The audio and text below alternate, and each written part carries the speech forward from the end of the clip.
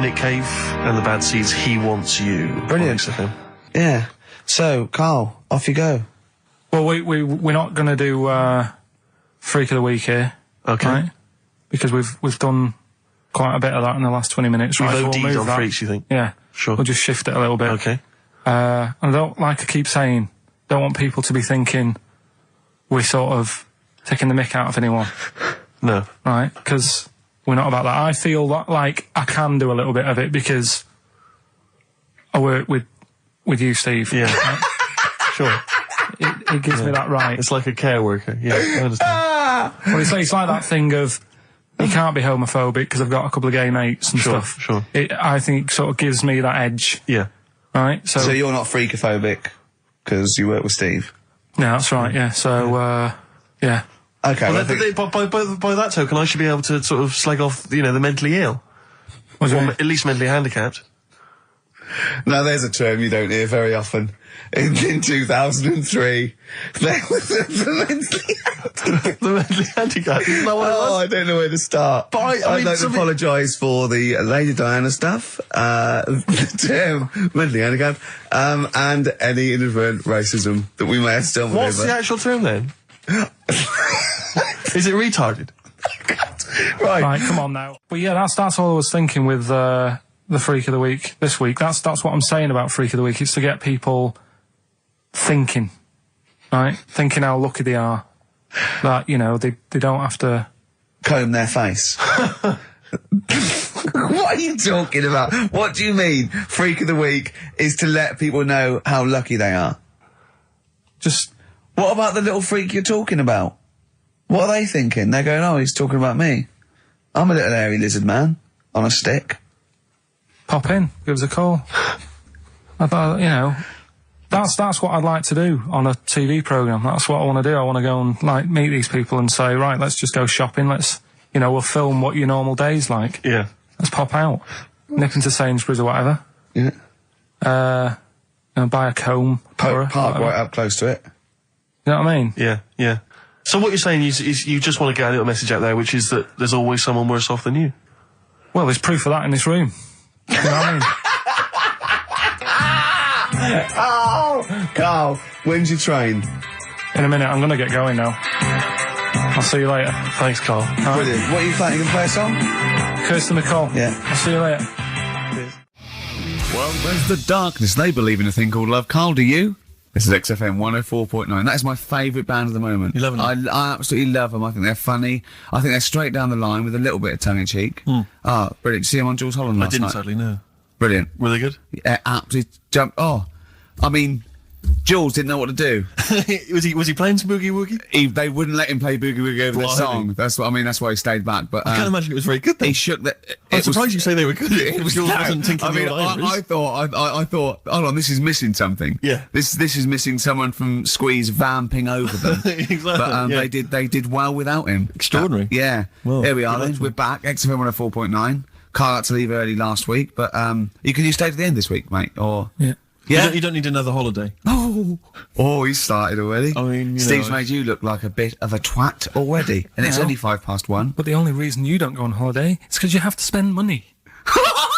Oh, and he's come straight back. Wow. He's gone straight back. I can't come back to that. Oh, it's just dynamite. It's just absolute. That was searing. The last holiday Steve had, he sort of found a third world country so he could live like a king for a week. It was Cuba, wasn't it? Going to Cuba, amazing. We can almost rule the place. If it weren't for Castro, I'd have been in charge. Kind of cash I was flashing around.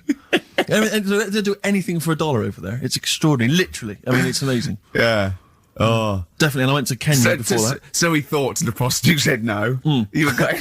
Yeah, well, it was $2. I mean, I'm not made of money.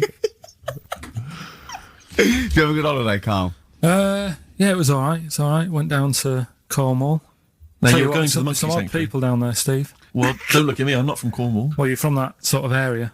Well, not really, but never genetically means. Right. They're weird. Well, you must have slotted right in. What are they weird? What do they look like? Just all sort of odd people. A lot of old people, but not just old, sort of messed up old.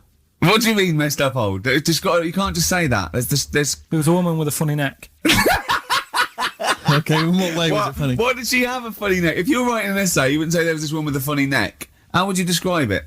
she sort of had her head, like, pointed down all the time. Like, Don't do it, it's his radio. no, but just for you, I don't like that. Yeah. Talking about Yeah, okay, right. So, brilliant. I don't know. I was saying to Suzanne, what happened, you know? What do you think? Because Suzanne knows everything. That's the good thing about her being with you. You just ask her, what happened to her? And Suzanne goes, Carl, I don't know. Yeah. I haven't been here before. Suzanne, your girlfriend, or mummy as you call her. Oh, sparks are flying. Yeah. Flicking through, because there's always interesting stuff in there. There was something about swingers. Right. I was like, what's all that about? Yeah. And it had an interview with some people talking about, you know, how they sleep about a bit. Yeah. And I thought, if my wife looked like that, I probably would. Because there was a few pictures of them and they were all pretty ugly. Yes. I thought, right. So I took that in, soaked that up, thought, there you go. Carried on reading. There was a bit in there about how women still have crushes, right? Yes. And the woman was going on about how she's 38, right? But she still fancies Chris Martin from Coldplay. Uh-huh. And, you know, even though it'll never happen, she's still got that little bit in her head that thinks one day she'll leave Gwyneth, right? And end up with her, right? Right. Anyway, so I'm thinking this is a bit boring, but I'm flicking through it all. And, Is this a Rockbusters clue? no, right? And I read further on, right? And she said, you know, I like to go out with my mates, and we come up with lists in pubs of people who like, oh, you know, they'd be nice to go out with. She also came up with a list of unlikely lost objects, I think she called them. Yeah. Guess who was in that list? Ricky Gervais. Think again. Karl Pilkington. Right? Next one. Johnny Vegas. Said, lanky co-writer. Rubbish. Lanky co-writer. What do you mean lanky co-writer? Well, do I need to say any more? He said... Hang on, wait a minute. Let's not talk about... I don't know why you're laughing at my expense. I'm an unlikely lust object. Yeah, But yeah, what was it called? The list? The unlikely lost object Yes. list. You were in there, right? Who else was? Well, you weren't in there. Richard Madeley, Fine. Yeah. He's a good-looking guy. Alistair Campbell. Brilliant. Another handsome dude. What are you talking about? You think I'm ashamed or embarrassed about that? I'm proud of it. What magazine was it? I need to buy a couple of copies. Yeah, it was. Need to get a t-shirt made. Yeah, and did she leave her number? Yeah. What magazine was it? I was just out of interest. I think it's called Red. Yeah, sure. Yeah. But now you've dissed those people that are putting themselves in their swingers because you've said they're ugly. So now we know what magazine it is. People are going to look at that. People are going to look at that poor woman, and they're going to know you think she's a hog. No, but I think they even know. Was there a picture of the woman who's know. drawn up the list of unlikely lust objects? Mm-hmm. What was she like? I wouldn't waste my time. Thanks, mate. I know you're on my side. The Thrills on XFM 104.9. I'm Ricky Gervais, with me Steve Merchant, object of unlikely lust object. Steve Merchant. I'd like to have that now, prefixing my name everywhere I'm written about. I know, yeah. Did he make the freak list?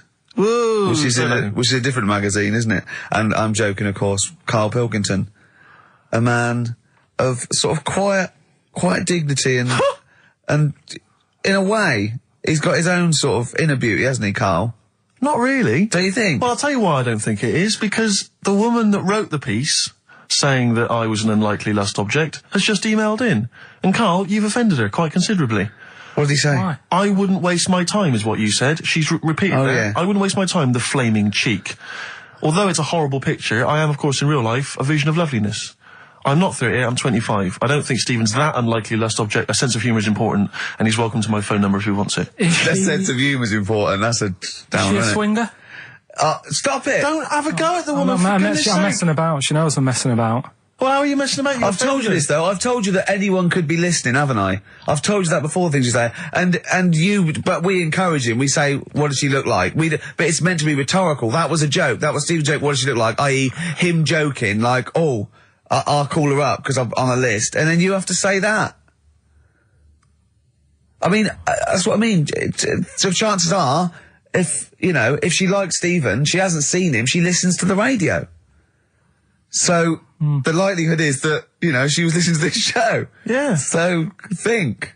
Will I drop the thing I was going to do about Lisa Riley? Well, she's not listening. Some people deserve it. She's still at lunch. What, from Tuesday? There's an all-you-can-eat place going out of business as we speak. Oh, bloody hell, she's back. You killed me. I gotta do Bambino. Please leave now. Please leave. So, no, but she knows we're only messing. This everyone knows you're only messing. We're all only messing. I hope we don't offend anyone of, any kind out there. We're only joking, aren't we, Carl? Yeah. Say something nice about her. What can you remember of the picture that you could say was good? Maybe she was wearing some nice wasn't clothes. Anything, to be honest. I'll have another look and have a look. I think she had a nice shirt on or something. Well, there's the best band in Britain, in my opinion. Big words. The Darkness, Growing on Me, on XFM 104.9. I'm Ricky Gervais, with me, Steve Merchant and Karl Pilkington. Have you got the album? And already, they've had an argument. Yes.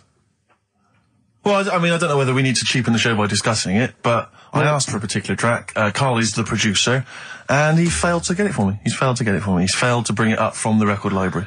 Completely failed in his mission. He needed to get 2 records, and he failed to get one of them. A 50% error rate there. Yeah, but like I said, I looked in the system. It told me what album it's on. I brought that album up. I'm busy. But, okay, so fine. Fine, you're absolutely fine then. That's no problem. Once again, that's a great excuse, Karl. Brilliant. The show has been ruined. It's been partially ruined, but you've got a bit of an excuse. All right. I didn't make a big deal out of it when you said, oh, and whilst you're down there, get us a new 50 Cent single. I never said, well, you're down there, get this new 50 Cent single. I asked you if 50 Cent single was lying around. If it hadn't been here, I wouldn't have worried. So I get it, yeah. I did that for you. Right. And when I come up, you say, has it got swearing in it? Well, I don't know. It's 5 to 1, Steve. You're the I haven't got time. I've been whizzing around. You're the producer. It's the brand new single. I'd have thought it had been lying around in the XFM office anyway. But I don't have time to sit around listening to music. Sure. Well, yeah. Right? I know that you have. Now you've got an iPod that can hold 7,500 songs. I don't know when you're going to get round to loading all them on, but I haven't got the time. Sure. Busy. Yeah. Fine, okay. No, that's a perfect excuse, Karl. Well done, mate. Right. I just hope that I never have to depend on you in a real emergency. I had a bit of bad luck as well. I wanted to play REM, and maybe the listener can help me here. Can you email in ricky.gervais@xfm.co.uk if you know what song I'm thinking of? It's an REM song. I think it's on the album of the last one before. And he says, Mulholland Drive, and I'm Steve McQueen. That's all I know. I'm sorry, I can't think of the title, so I need the title to look it up, if you know what I mean. I can't put in like that. I can't put in Mulholland Drive. The system goes, what are you talking about? So I need the actual title of the song to look it up to find it down in the library. Oh, well, I'd go down yourself if you're going to go down to the library and get that. I wouldn't send Karl, because... Ricky.gervais@xfm.co.uk. But if he wanted to, he did have time, because he came in at 12:20 rather than 5 to 1. Yeah. No, I told you about that record that I wanted it yesterday, didn't I? So you had 24 hours notice. So that's not really an excuse, is it? But I did find one of my favourite songs of all time, which is Bones, off the Benz album, and it's Radiohead on XFM 104.9. And here it is, because you gave me lots of time to find it. So. Sure. Yeah. Could have brought it in himself. No swearing in it. Oh, proper rock band. Best band since Thin Lizzy. The Darkness. Well, big words. Growing on Me. XFM 104.9. A bit rash, I think. R. Gervais, S. Merchant, K. Pilkington. With a little bit of that. I know for a fact, that Steve is getting a little bit sick of Karl's attitude. Oh, his attitude's appalling. I quite like it though, because it's straight away friction, and he's sort of like, To be fair, I genuinely don't think I'm the culprit in this. I think I come in and I just ask him a simple request. Yeah. And immediately on my back. Whinging, moaning, whining. I don't know if there's any evidence. Well, it's funny you say that, actually, because in a survey, it came up this week, it's quite extensive. Mancunians take more sick days than anyone else. Mancunians take more sick days than workers in any other city in Britain and Ireland, according to Manchester-based employment firm. Survey by Peninsula found employees in Manchester take 11 sick days per year, whereas closest rivals Edinburgh and Dublin take an average of 9. Liverpool, Newcastle, Birmingham, Cardiff, only 8. Is Reading mentioned there, or no? Bristol? It's not even in there. They don't take days off. London is only 7. So the point is, I mean, I don't know you can take anything from it, but if you were an employer and you had a Mancunian and a Liverpudlian and they were equal on everything else, but you really couldn't afford them to be away, Liverpudlian's going to probably be away for 8 days. Sure. The Manc's going to be away for 11, phoning in sick. And so what can you, I mean, just analysing the data there, what would you extrapolate from that? I really don't know. I mean, call in if you've got any clues, or email us in if you've got any. I don't know why I think maybe, I don't know, Mancunians... I don't really know many people from Manchester. Well, I only know one, but I know he was off sick because he put on wet trousers and he got a cold, I think. Yeah, well, he just said he was... didn't come in for... he left early as well once. Yeah. But I don't know. I mean, that's the survey, I don't know. I mean, it's evidence because it's statistics, so... There you go. It's guaranteed evidence that's proof. Any thoughts on that? Ricky.Gervais at xfm.co.uk. I mean, oddly enough, you're from Manchester, Carl. Yeah, I am, yeah. What are your thoughts on that? On what, sorry? No, on the survey. Oh, wasn't really listening. Sure. Well, Mancunians take off more sick days. They call in sick. I mean, presumably spuriously. Yeah. I mean, because they've got the same body. They're biologically the same, so... they're obviously making up their life. Yeah, some of the days. Maybe there's just the 3 extra they're making up. Yeah, they're moaning. Probably because we work a lot harder than the others, so we're tired, so you're sick, so you need time off. Probably. Seems unlikely. I mean, the Scousers, to be honest, take them on, let them work in your office. But you know how many computers are going to go missing? Right, that... So offensive. Is offensive. Right. This is a survey that proved. You just made that up. You just carried on the myth that Liverpudlians thieve. Now that's not true. That is not true. Well, it's not. Well, some of them do. There's been no survey that you're more likely to thieve if you're from Liverpool than if you're in Manchester. So that hasn't been proven yet. So all I've got is the evidence from a survey of, I think, 3,500 people.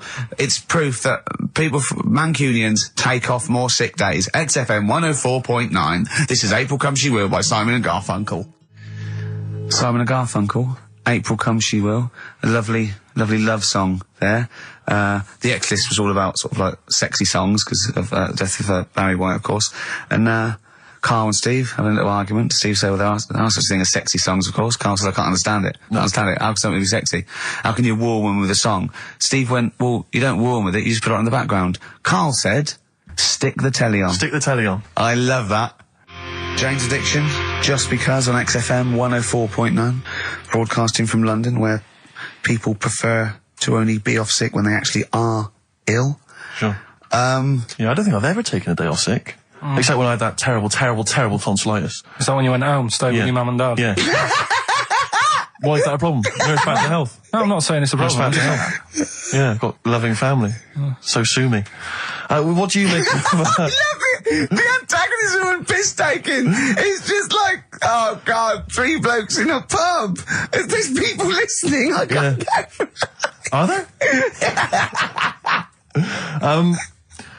Carl, what do you make of London? Because you often say you'd much rather be up north. Well, he wouldn't, or he'd go. Well, this is what he constantly says. You've chosen to live here. You've lived here for years. You've got a flat here. No. I chose to come here because I was offered a job that was good money. Yeah. I wouldn't have come here if there was no job. So you prefer to be somewhere where there's a good job, so you've chosen to live here. I don't like being here, though. Well, no, but you can leave. To what? Well, exactly! So you've chosen to stay somewhere that's better for you. It's not better for me. Well, it's making me ill. I'm not sleeping. Well, so you say you're ill. I think you call in ill, but I don't think you are. But I mean... Are there any stats to prove that? Well, yeah, because, you know, of the 11 days that he calls in sick, I reckon probably 7 of them are genuine. I'd love it if I dropped down dead tonight. Honestly, I'd love it. If you drop down dead tonight, you know it. Why aren't you sleeping? What, you're feeling ill now, are you? That's funny. You weren't feeling ill earlier, but you read that, and you're suddenly ill. I'm run down. Oh, you should take a holiday. Oh, yeah, you just had about 8 in the last 6 months. Oh, God! Why are you run down? Why are you run down? Yeah, what have you done? You sit in a little air-conditioned office. I haven't got time to tell you. Let's move on. Let's get on with stuff. What have we got anyway? Because we didn't have a chance to meet up this week. Me and Ricky could have done, but You said you were busy, Steve, Yeah, so that's probably why you don't get run down, but finishing work at about 4 o'clock. No, so I could have had the meeting, but we gave you a time and you suddenly decided with very little notice that you couldn't make it. So make it meetings and that. Oh. So what have we got? What have we got? It's 1:20. What have we got? We're on till 3. Well, we've been talking, we've been doing well, we've been playing some great rock and roll, we've been playing some lovely songs, we've told them, we've explained a survey, just for employees, be careful. Yeah. We've, put that out there, we put a shout out there, people know would you say it was probably safest if you are an employer to never employ Mancunians? Well, I wouldn't go that far. I wouldn't go that far because, you see, that's only an average. So I imagine some Mancunians, like, Londoners, are nice, reliable people. It's probably just a few bad eggs that throw the stats up a little bit. People that would go, I'm not coming in today, I'll put on some wet trousers. Sure. All right, stay in bed. Yeah. Stay in bed. Yeah. You still got them on? Yeah. Well, pop them off. Yeah. Put them on the radiator and go to bed with a little duvet. That'd be the best thing to do. Yeah. So, all right, Carl? Right, what's your attitude? Is it because you're tired? Yeah. Well, why are you tired, though? You weren't staying out watching those Channel 5 films again, were you? I'll tell you what, me and Steve were having a little meeting yesterday over lunch about, planning stuff for the show. And, Gary Kemp came up to me, started having a little chat about old times, and, I went, oh yeah. As he went away, Steve said, right, think of this. He said, Rick, don't take this the wrong way. Remember that sentence, don't take this the wrong way. So there's a right way and a wrong way I could have taken this comment. He nodded to sort of Gary Kemp and went, he's aged better than you. I went, well, how could I take that the wrong way? Yeah, it's not offensive. No. Well, the point is this. He didn't know me 20 years ago, so he's actually saying, Rick, don't take this the wrong way. He looks better than you do. Yeah, well, he does. But why say that, Carl? What? Did you really say that? Yeah, although, can I just backtracking for a second? I love the fact you said you bumped into Gary Kemp and you reminisced about old times. What old times did you share with Gary Kemp? He came up and said, did we drop the pops together? I went, no, I did Razzmatazz. I said, oh, we did Razzmatazz. I think he was thinking, had he ever met me before? But he hadn't, because we hadn't. That's what I meant. Yeah. And, but if you had to make an objective analysis... I wouldn't. I think that's out of order. Sure. I mean, you're always slagging me off, but apparently you can't make a value judgment on something else. No. Wouldn't do that. Well, because you're morally all over the place. You don't know where you're coming and going. Leave it. Sure, you should hear what I say about you behind your back. So, would you say you're better looking now than you were? Or... Than I'm what? Would you say you're better looking now than you were? Than I was when? Well, have you aged well? Yes. You've aged well? Yeah, I've kept my looks. Bit of Dando? Bit Evan Dando, this would be lovely, yeah. 2-pack.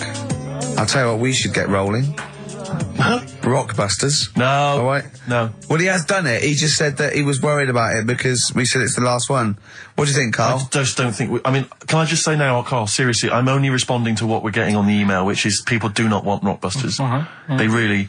There's one guy here he says, it's James Pooley, he says he's preempted Carl by giving my answers to this week's quiz.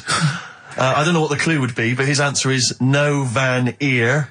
Nirvana. Yeah, good. Nirvana, yeah. That sounds like one. Number 2, he's just guessed. I don't know again what the clue would be, but the answer is Kid Creosote. Yeah, that's good. That's a typical Rockbuster. That is brilliant. That's a better game. And the last one is Harry Seacombe. Yeah, that'd be good. So, maybe we should reverse it. So people and we have to come up with a clue for them. And we win the prizes. Yeah. Have you got prizes ready as well? It's all there, but... Oh, I feel sorry for him now. What the prizes would have been. I'd rather just give them away to the first person to email in, frankly, than have to go through the torrent of Rockbusters. God! Look at Carl's face! I wish you could... Oh, can't we get this on telly just for Carl's face? Hey, I'll tell you what we could do, Steve. You know, like Smiley Miley and that used to take the Radio 1 Roadshow out? Oh, man, that would be amazing. Come on. Should we take it out? Hello, Bournemouth. Yeah, how many miles have I done? Don't care. No, should we do this? How many miles have we done? Well, XFM's down the road. Yeah. 1. Yeah. Should we take it out the road just so they can see Karl Pilkington? To be fair, though, you're not really keen to leave W1, are you? Oh, we wouldn't. Right, so where exactly would we take the roadshow? We'd do it outside. Outside the building? Yeah. Right, okay. And what would we do? It's called a roadshow because it's in the road, I imagine, isn't it? And we'd give away T-shirts? Throw in T-shirts, and then we'd have a band. We'd have band playing. What was that band playing tonight? I forget, something Diesel, was it? Yeah. See, instantly forgettable. I mean, that was my point, really. we could have them on. Yeah, great. Yeah. Get a couple of celebrity pals down. Someone from Big Brother 2. That would be ideal. Well, Josh, the other little gay fella. Yeah. He'd come on, just wave. Yeah. I'm beginning to like the idea. Yeah. Brilliant, yeah. So we'll have Josh, something Diesel, we're playing the Bull and Gates night, whatever it is. Yeah. Right, I'll throw out some T-shirts. Yeah. And then, Carl will do a live Rockbusters.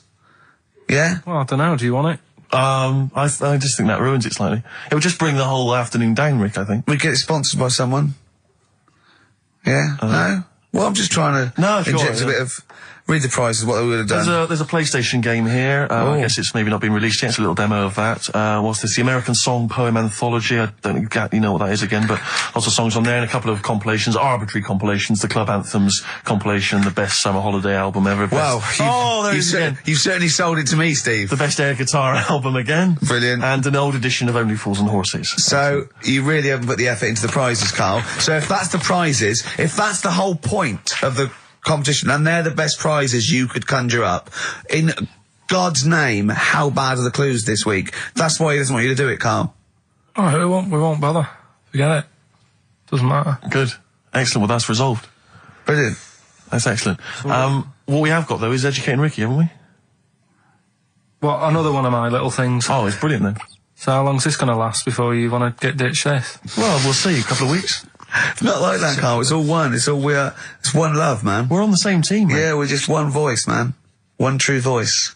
Like those lads. Yeah. They could play. Right, well, the Educating Ricky, They could right? play. Well, why don't we play a record and come back with Educating The Ricky? Wind, Cat Stevens. We need beautiful to get the Beautiful jingle song. queued up as well. Yeah, I'll get the jingle queued up, No, yeah. I haven't got Neil Young lined up yet. No, not you, on Cat Stevens. I gave it to you. I know, we're not playing that yet. Can we just play a Well, record? no, This I is just told you sounding to. rubbish. Well, I This is told you squabbling. to. See, so why aren't you playing the record I told you to play? Because we've just had something chilled, right, from Tupac. Let's lift it up a bit now with a little bit of blur. Right? Come on, play it. Oh, I'm not sure. I just have. Crazy beat blur on XFM 104.9. Right, we're gonna do Educating Ricky instead of Rockbusters. Incidentally, on the subject of Rockbusters, we've just had an email from Phil. He says, I could do with this week's rather shoddy array of prizes, as I'm doing a car boot sale tomorrow and need a bit more tact to fill the table. Probably send it we through. might as well do it anyway. Yeah. But Educating Ricky, it was a feature. Well, actually, about a year ago, I started a feature called Educating Carl because we found out he had 1 E at O level at history, and I'd educate him on things like Rasputin, things that I thought he'd be interested in. You know, Winston Churchill, some of the greats, some scientific facts, and then I said it's your turn, and he started telling me about people born without legs. Some people have got a funny eye. There's a woman whose tongue's longer than her arm. And really, you know, turning the screw on education. Yeah. So, I don't know what he's got for me today. Maybe a dog born a cat. Let's have a look. We've done that one, we've done that. Is there, because often we should point out there's sometimes a crossover between Educating Ricky and Cheeky Freak of the Week, just in terms of subject matter. Yeah, so we've done Cheeky Freak of the Week, we've done all the freaks. What have we done with the Freak of the Week? There's a dog. There was a woman that had the back legs of a dog. What was last week? It was the girl who was born with 4 eyes, 2 mouths and 3 legs. Sure. You weren't that impressed, so I thought if we've got to that and it's not impressing you. We are a tough audience, I Let's admit. spin it, let's move on. 50 Cent. In the club on XFM 104.9. So, Carl's a little bit fed up today. Actually whinging. I mean, properly whinging. Fed up. Reckons he's tired. Reckons he's overworked here. But, do you know what I mean, Carl? Everyone gets tired. Everyone gets tired. Everyone does the same sort of hours to you. What do you do? Sort of 9 till 6, 7? About 9 till 7, 8. Well, no, because a couple of times this week I've sort of met you for a drink about 6.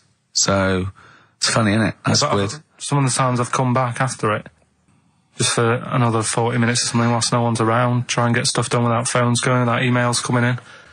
Yeah, we got to do it. Can I tell you what I think's a disappointment? You're in a department. You got to do it. I just think it's a disappointment that Carl hasn't been able to put that aside and rise to the occasion. He's only got to do this show once a week. It's I 2 know. hours. I mean, you and I, we're tired. We've got. You've got one job. We've got about 6. And we're still doing it. Do you know what I mean? We still do it. We still Well, come you're a here. professional, Rick. I mean, that's why you've won multiple awards, is because you're willing to get up there, even if you're feeling a little bit under the weather, even if you hurt yourself, or you've got an injury of some kind, you're up there, you're doing it. Yeah. You're entertaining, you're providing a service. Yeah. So... It's disappointment. Yeah, but I've pressed all the right buttons at the right time. Indeed. Right?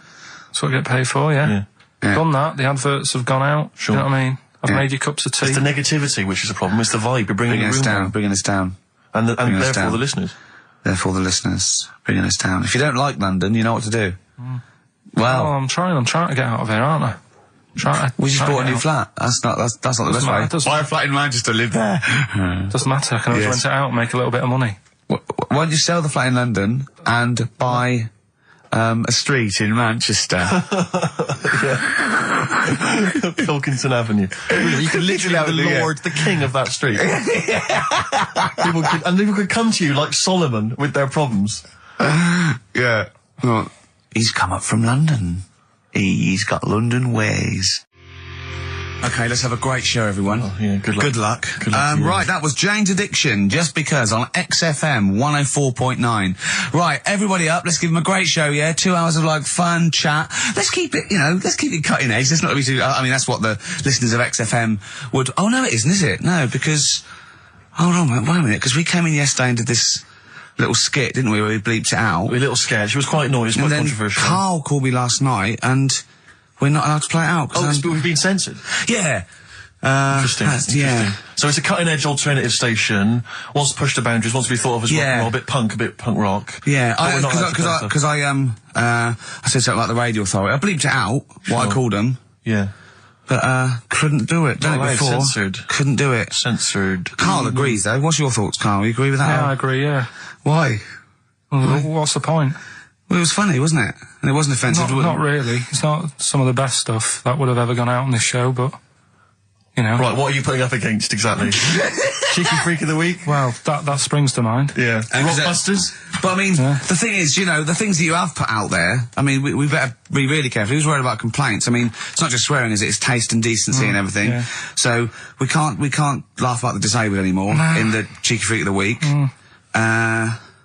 Can't do stories about elderly relatives with genitals looking like a split tennis ball. Can't do your dad putting a child with learning difficulties in a bin. So, what should we just play music? I think that's all it's going to have to be, yeah. Play a record. Accidents Will Happen by Elvis Costello on XFM 104.9. Carl's a little bit stressed, but it's not his fault. It was the boss that overruled him. He came along. What did he do? He heard you listening to it. Yeah. What did he say? He says, what's that? I said, it's what Ricky wants to play out tomorrow. Yeah. And he said, well, can't go out like that. Too many... But they're all bleeped. We bleeped the swear words. Yeah, but he didn't want it to go out. I mean, you got to remember, right, you came in yesterday to have a chat about what we're going to do. Yeah. One of the topics that I said, let's talk about, which I came up with, was... Let's talk about swearing. No, you said you never had a problem with swearing, which is normally... Yeah, that's right. And then we did the thing about, isn't it funny that you can... the thing about you can bleep a swear word by taking out the vowel. So we're going, so it's the vowel that's offensive, and we did a little sketch around that, and then ended, he wanted to completely obliterate the word in the end, didn't want to put the thing in that we said about the radio authority, which I think it was valid and wouldn't have got a complaint. Yeah, but at the end of the day, he's the boss, and what he says goes, doesn't it? Sure. So, I was just going to say, right. But what you got to remember is what he also said is if you want to pay the 70 grand fine, then go ahead and do it, Steve. There wouldn't be a 70 grand fine there, would there? Well, you don't know what it'd be. But will you pay it? Will you pay for my mortgage? Will you pay for his mortgage? Will you feed his kids? He wouldn't be fired. What do you mean? Well, I tell you what, if it's not a fine, we'd lose the licence, then we'd all be fired. Right. When you're sat at home. Do you seriously think you'd lose the licence for that sketch?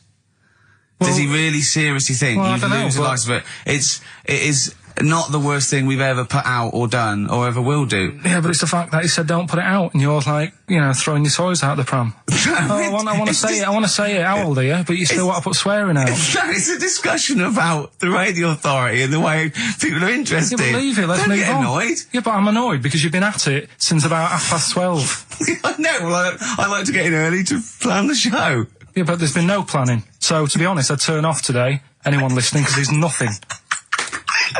Carl, there's never anything. There is. There's sometimes some good things, but today, seriously, what is there? I'd leave it. Something half decent that's been on this show. Loads of little interesting topics. Go on, I can't remember any. Right, gays in toilets.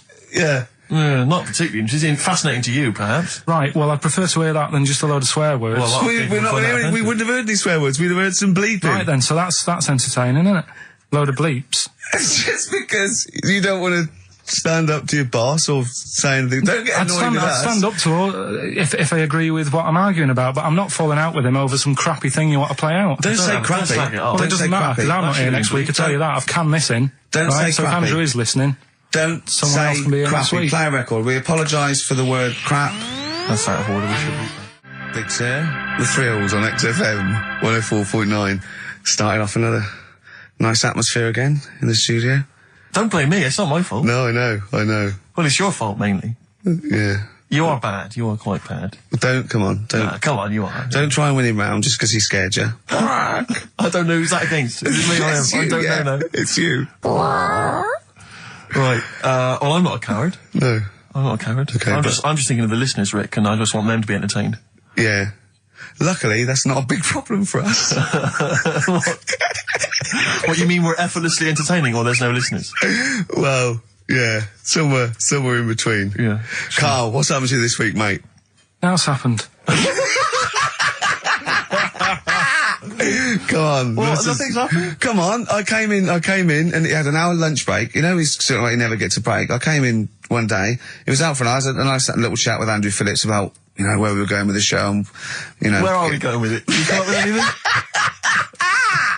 Ah, dear. Is that how far we can run it into the ground? Yeah, no, if we go off air, it certainly won't be through, being cutting edge or controversial, because people are just turned off because it's too boring to listen to.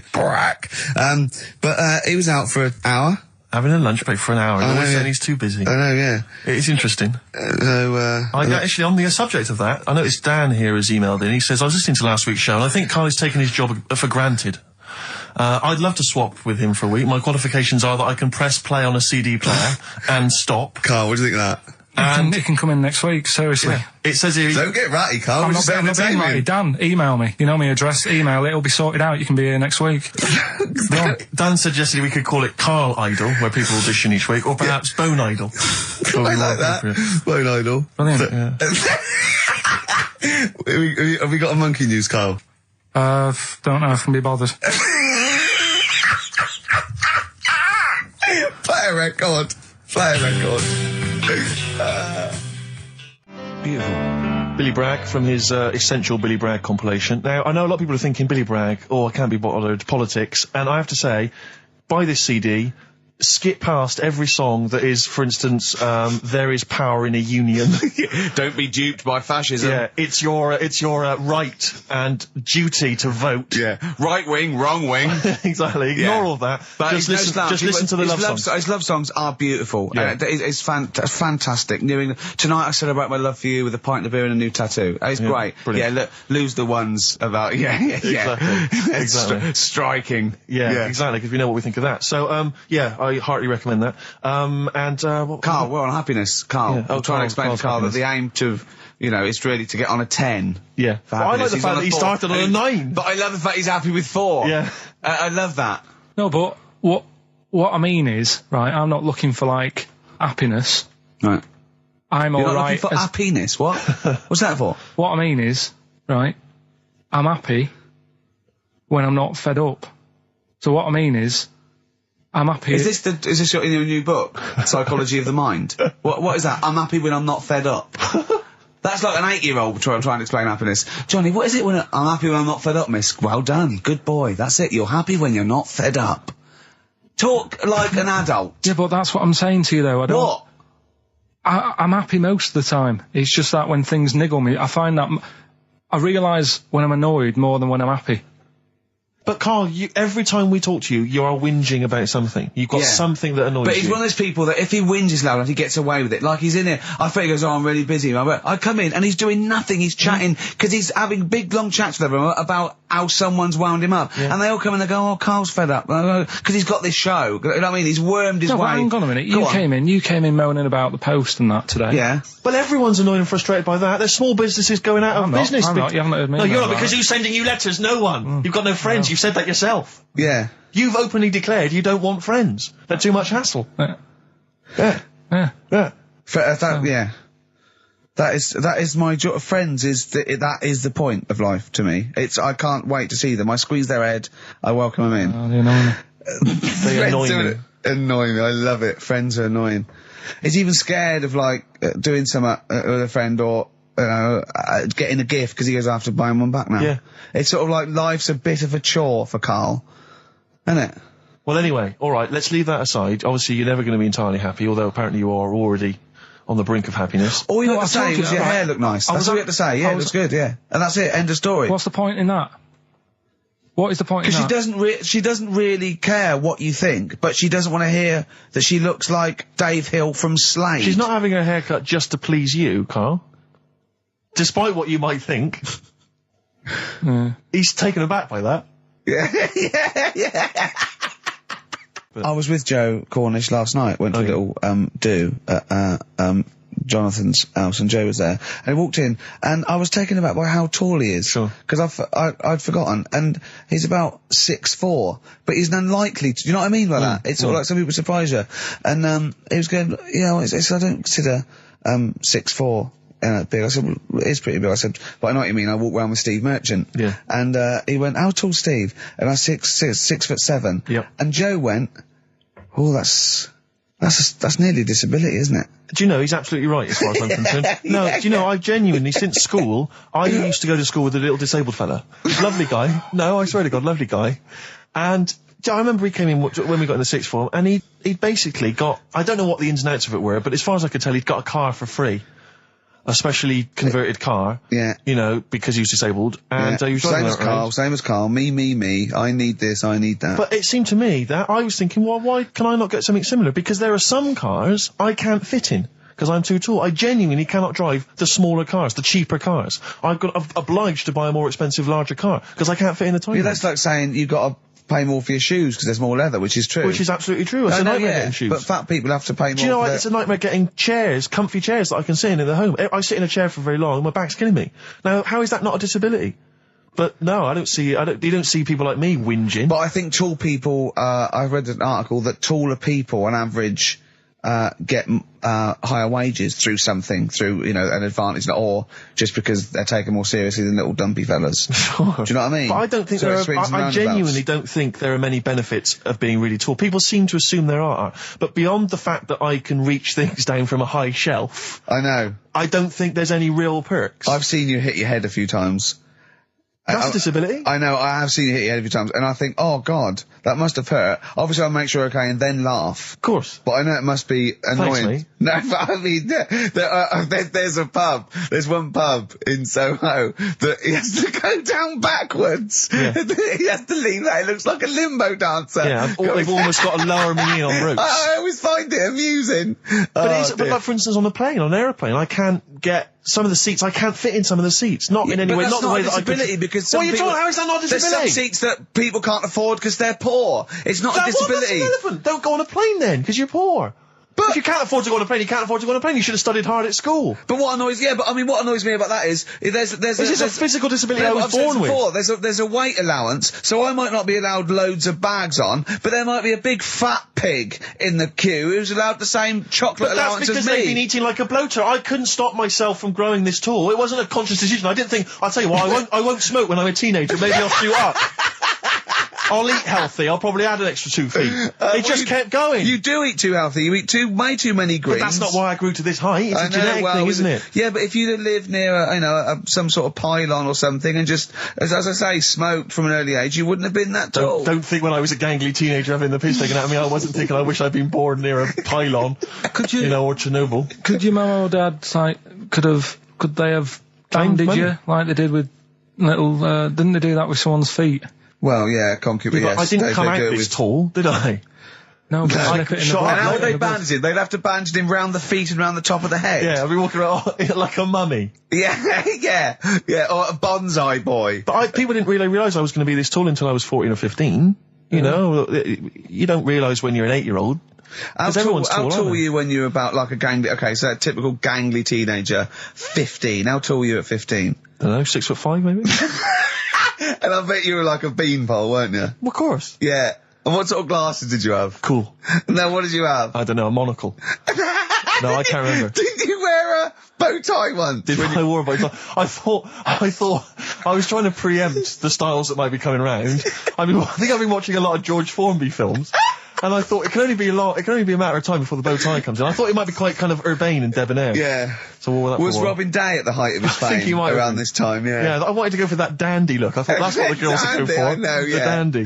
Oh dear. So I still want to see you with a pipe and trilby. Yeah. I just think you'd look great walking on the street. Yeah. But I genuinely, I really, it does frustrate me that I don't get any allowances for being count brutal. as a disability. Well, it does count. No, it doesn't. It's not a disability being 6'7".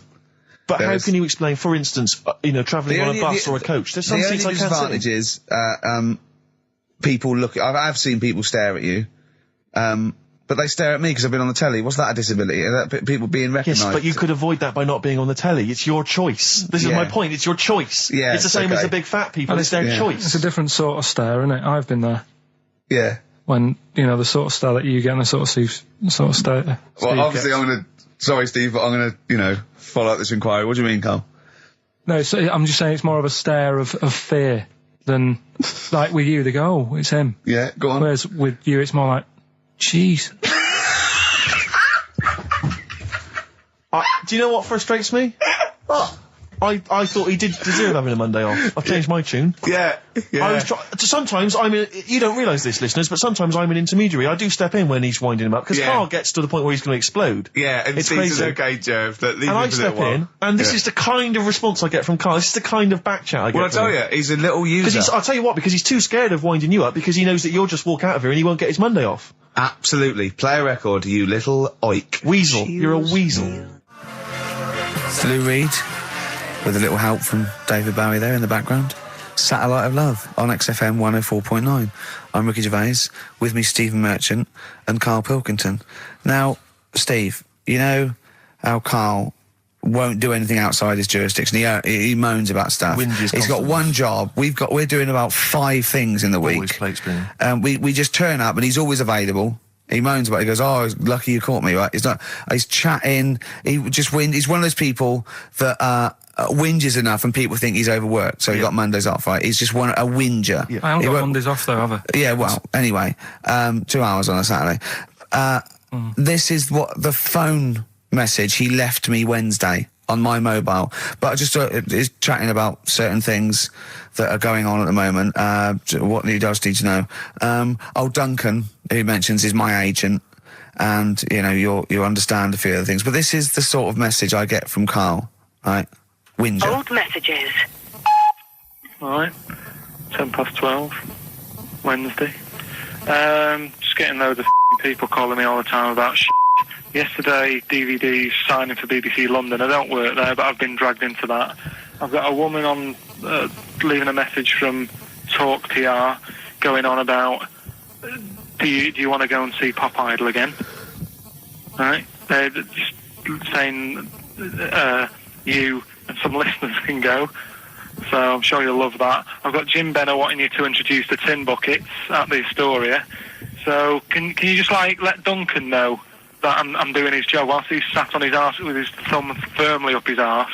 Can you let him know that I'm running around like a here sorting shit out for you? Alright, see you later.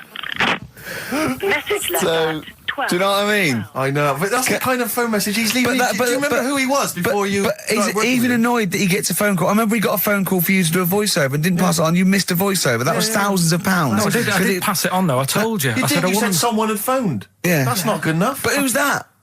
Well, she didn't say, and I didn't ask. But of course she said. She didn't say. Rubbish. So you didn't take the number down? Just when she went, oh, can you tell Steve to call me? And you went, yeah. Yeah, well, I just thought you'd know her already. I should have known. It was a woman, so I should have known. He's having a go, you see? Unbelievable. I don't know how it's come back on me. You're the one who was picking on it. Yeah, exactly. I'm saying. I'm defending. Why is he having a go at you? He never picks on Ricky because he knows you are his bread and butter. Seriously, do you know what I mean? The only reason he's got Mondays off is because you're still doing this show. Yeah. That's why he's scared of you. That's why he has a go at you on the phone, but he always picks on me because he knows, I'm a pushover, I'm a nice guy. He's scared of you. I don't know how it works. Is that true? Steve, I'm always sorting you out. I look after you.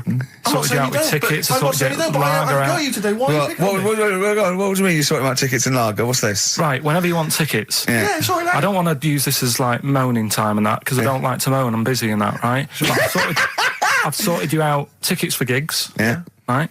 What somebody doesn't even turn up to.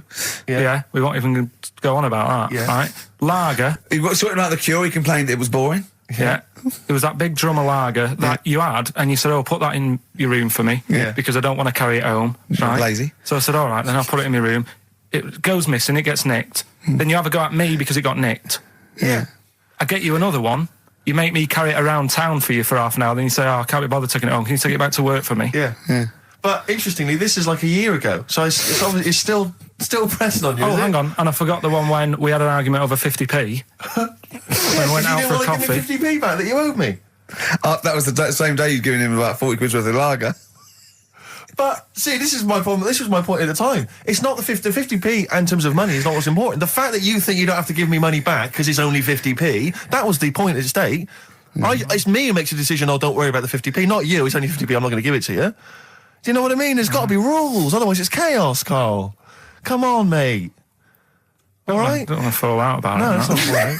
Should we kiss and make up? Do you want that? Do you want to do It's that? all right. Yeah. Well, should we play a little record and come back to this? Because I can't believe it started with you slagging him off, Rick, and I've ended up I know. as the monster. I know. Bit of R.E.M. Yeah. I was walking away from the show last week. I was walking towards Berry Street. I like to look at the records and the record shops. And I was on my mobile phone, and I was chatting away to someone, and what can only be described as a prostitute Go on. stood on the street corner. Was she a woman that gives you sex for money? Yes. That is a prostitute. Yes, that's what I thought. Go on. And as I was walking by, she said, "Do you want to buy sex?" Now, You sure it wasn't a market trader giving 6 plums or No, it was something? definitely... 6 for a quid? No, it was definitely Go a on. prostitute. Yeah. And what annoyed me about it, what I wanted to pick her up on something, was the fact that I was on my mobile phone. It's like, So can you she imagine? was rude. Who would what, am I going to hang up? Sorry, Mum, can I call you back? I've You just know, had an you know offer. you say you want me to meet more women. And you know you sent me that 30 quid Exactly. for my birthday? Yeah. Sorry, Mr. Johnson, I'm really excited about the job. Can I call you back? I'm just going to negotiate with a whore. And it was just sort of, you could tell that she was clearly probably desperate for crack or a latest Yeah. fix of smack. So she was literally the normal etiquette of prostitution. You know, that they hang around, they show some thigh. I've seen this in They films. will woo ya. Yeah, They exactly. will- yeah. Take you out for a meal. I That sort of know, thing. That straight had sort of into gone it. out of the window, and she Yeah, was just sure. there, desperate, running around Did the she go out of a streets window? like a Because that's doll. another thing they sometimes do, specialist Exactly. ones. But I was Yeah. shocked because I've never been propositioned before like that. Really? In London. I was That's weird, isn't it? Carl, thoughts? I think you'd be sort of approached a lot because they tend to sort of go for people who look like they haven't got much chance. Sure. And I'm not being mean. No, you know, no, you no, mate. no. I've known What do you a you long mean? time. Sorry, I'll let you go back to it. In what way aren't you being mean? By saying that No, Steve... go on. Steve knows is a little bit odd looking. I don't think... Well... No, he does. Do you know Yeah, before... no, but it's not what he thinks of his looks. No. It's what he thinks of you talking about his looks on... No, but it's on. like how you were talking before about, you know, your eyes are bad. It's nature's little way of saying, look, nothing to see here, right? Don't get that! I don't know what you mean. But when you look in the mirror and that, they've gone, look, he hasn't got the looks, let's make his eyes bad, right? Yeah. Nothing to see here. Yeah. That's what I'm saying, See, they're I- balancing it out, right? Yeah. And it's funny, right? Now we're on the topic. Sorry, Right, I wasn't- Johnny Depp. No, listen, But I'm gonna... My chest is gonna burst at this moment. whenever we go because- into this conversation, I always think to myself, Carl, do you know what you look like? I'm gonna burst. You know, seriously, can I be honest with you? You look like, you know, if you've got like a balloon, a hot air balloon, right? Just a little balloon, like a party balloon. If you drew a little face on it, right, and inflated it about halfway, that's what you look like. right, I wasn't... No, play a record. I don't want to get into this. Listen, It's too now intense. you've got onto this. Let's just nip it in the bud now. I'll tell you something that I wasn't going to tell you because I think it was I out don't of want to order. hear it. I don't want to hear Well, it. right, it was on the tube, right? Well, I wasn't. Someone told me they were on the tube, right? And the tube pulled into a station, right? And one of the women saw the poster that's out at the moment with you and Rick on it, right? Yeah. So this woman apparently goes, oh look, there's Ricky. Ricky's on the radio, right? And the other woman goes, oh yeah, don't you listen to it? So she goes, oh, I didn't know he was on the radio. And she goes, oh, I'm sorry, Steve. look at... Because he didn't sound this bad. She said, oh, look at that look at that person he's with. So she goes, yeah. She said, that's Steve. She said, I was sort of aware that he looked odd because Karl mentions it on the radio. Yeah. So it wasn't as much of a blow to me, but I can see how it was a bit of a shock to you. Yeah. So that's weird, isn't it? Yeah. And that isn't me sort of telling this woman to say anything. That was all happened without anybody else sort of bringing it on. Yeah. Do you know what I mean? Yeah. So... Was it... Sorry, you seem to be relishing this. Was it because of the little balloon story that made you... I honestly, Steve, I wouldn't have told you, but if you're going to start, having a pop... Yeah. Do you know what I mean? I can't just sit here and take it and that. No. I mean... All mates. Yeah, it's just... Yeah. Well, I mean, I was Shit, mistaken for yeah. Johnny Vegas. Steve's got a story about that, if you want to have a go at me. Well, someone just thought you were fat with a beard, which is true. Well, don't have a go at me, because he said you look... Well, you started it. No, I didn't. Yeah, I did. didn't. You were milking it. You were egging him on. I was laughing. You were egging him on. I sort of was. Yeah. But let's not, Oh, it's a good job you got lots of good mates like Jonathan Ross you can go and hang out with. You don't need other friends, people who've helped you in your career. He's good-looking bloke, isn't he, Jonathan Ross? He's a good-looking fella. Player Radiohead, Fake Plastic Trees on XFM 104.9. Mm-hmm. Someone just emailed in and said, just want to know what you think of that cover of Wonderwall. We told you. We said it was great. Yeah. Listen. But they must have been listening to hear... The song. Yeah. Extraordinary. Although maybe they just turn off... When we start talking. Yeah. That would make sense. That would make sense. I mean, it makes sense in a sort of preserving of sanity type way as well. Objectively, Rick, if you were listening at home, if you didn't know us and you were listening to the show, would you listen to it? Would you bother? I know that's a hard thing to get your head round. It's difficult to say, isn't it? I've no idea. What people coming to this for the first time think. I love you like a brother, but I get sick of you. Yeah. I get sick of me. Yeah. Sometimes I go up and... It's weird you should say that, because someone's emailed in. Yeah. A recent survey's been done by Cheltenham and Gloucester. The most desirable neighbour in Britain. Number 1, Shane Ritchie. Johnny Wilkinson. Oh, right. It doesn't actually give me the full rundown, but David Beckham was in the list. Yeah. Shane Ritchie was indeed in the list. Yeah, he's flying at the moment. As was Ricky Gervais. Really? Well, that's what it says. It doesn't tell me where you came, though. And there was actually a neighbour from hell, and you weren't in that list. Well, I'm a good neighbour. Oh, come on. I am. I'm quiet. I don't keep myself to myself. I never... Do you know what I'm thinking of? What? If it was best friend. Yeah. Now that would be a nightmare. Yeah, exactly, yeah. Most desirable friend. I'm a good neighbour. I'm quiet, yeah. Yeah, I mean, I imagine being stuck in a room with me writing all the time, with me squeaking like a chimp. Unbelievable. Although I don't physically abuse you, I save that to my bald mates like Carl and Rob and that. I just like to squeeze their head. I don't squeeze your head. Yeah. You know what I mean? I think it's because you command a little bit more respect. Ah, thanks very much. Do you know what I mean? You're not that sort of... You're not an idiot. Oh, sure. All right, Carl, got anything to say? Has anyone seen his picture in Heat this week? It looks fantastic, doesn't it? Do you know what Steve said when he saw that, Carl? Go on. He said, it has captured Carl. What do you mean? Well, you just look utterly gormless. In the picture. It's captured you brilliant. You know how like a good photographer can do that? You can capture the essence of someone. That's good stuff. It's good stuff. Well, actually, I'm the photographer. Yes, Because you it was are. a screen grab from the behind-the-scenes footage. Well done. So I got that gimpness. I captured the essential gimposity. Exactly. Yeah. Carl. Yeah. All right? Captured it. Yeah, well, I did a little article for Time Out, and I think Boyd from Heat has sent over that screen grab to them, so he might be in Time Out. I'm going to try and get him in every publication. Yeah. For 1 year. It's like Well, you've managed it in the last 2 weeks. Exactly, yeah. It's like a Dave Gorman project. Are you Karl Pilkington? Yes. Let's do that, shall we? If anyone's got a publication, it doesn't matter how little, just take it from Heat. That's mine, so you're welcome to it. Just try and just put his picture in anything. Next to round things is best, isn't it? That'd be good. You all right, Carl, with that? Yeah. All right, then, good. What have you got for us, Carl? I'll tell you, you're going to go along later to the Live 8 gig and you're probably going to see some bands that are going to make an effort to entertain you, but if you want entertainment, Rick, you know it. Go on. There's only one person to book. Go on. Me. If you perhaps having to do, because I'm obviously a top DJ on the radio, but where I really come into my own is DJing in any kind of club environment. Well, you told me you were DJing, I didn't go to it, DJing at a party, and you said the place was rocking. The place was roaring. And I loved it. Carl just said he was there and they weren't. Well, that's nonsense, Carl, because you know very well that when I'd put on a tune, they'd cheer. Yeah, but it was late on in the night. They would have done that, whatever you put on.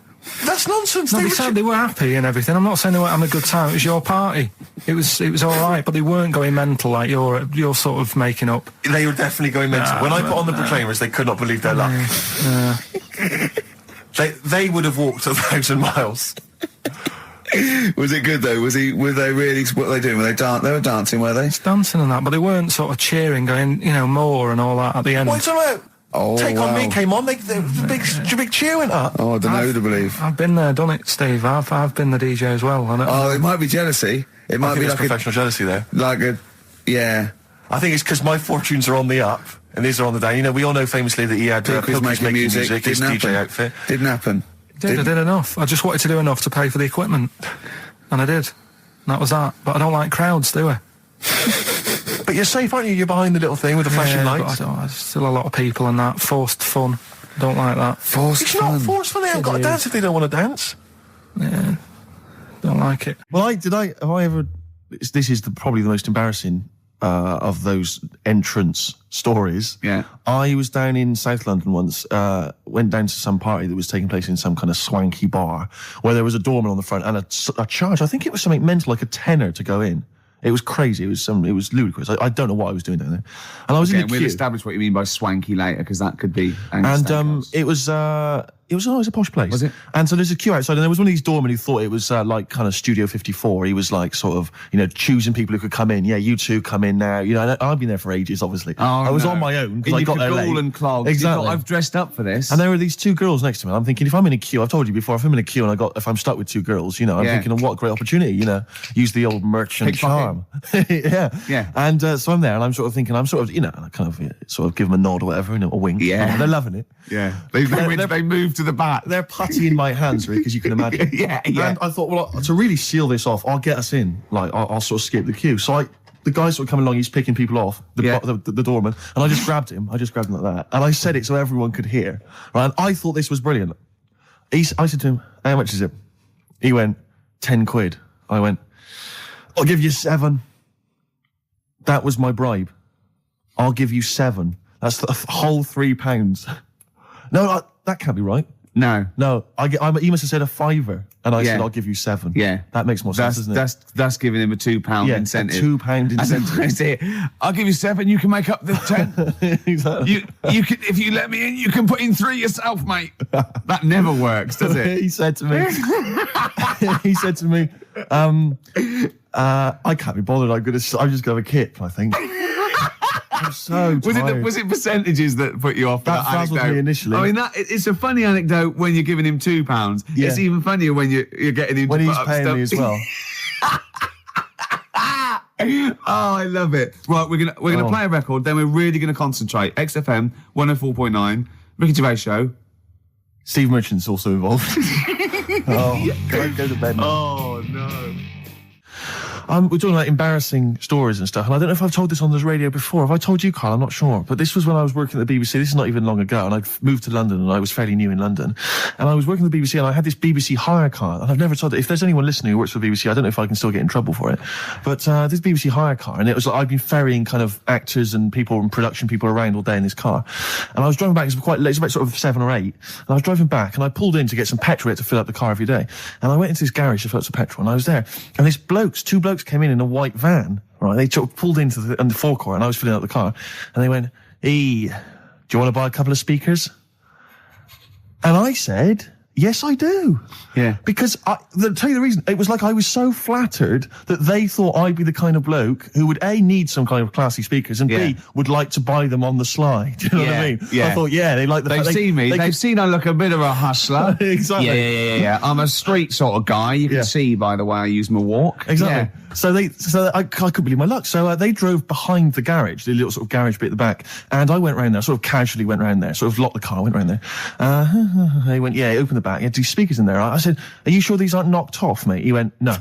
We work for Dixon's. This is the story he spun me. We work for Dixon's, right? And we're delivery men. And if we make a delivery and the person's not there to sign for the goods, then we have to bring them back to the warehouse. But if we can sell them on the way back, then that's really good for Dixon's.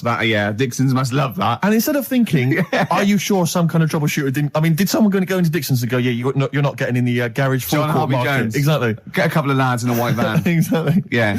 So anyway, so I sort of bought this story, and I was a little bit dubious, and I went, right, let me hear them then. And he wired them up to the car stereo, and boom, boom, boom, they're playing. So it was some groovy hip-hop. I was thinking, great, these guys know what I'm into.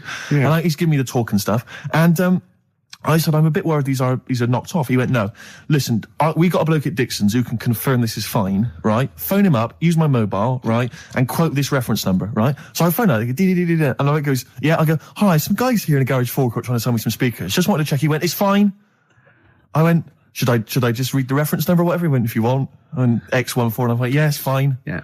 Okay. You know what that was, don't you? That was actually Mr. Dixon himself. Exactly. Yeah. Exactly. So I'm thinking, well, they sound great. They're giving me for a knockdown price. I'd say they were like 400 quid, they were like 200 quid or something. It was a good bargain. I was in the market for some speakers as well. Yeah. So, while they were loading it's them all kosher. I phoned Dixon's. Exactly. I phoned Dixon's. That's fine. Yeah.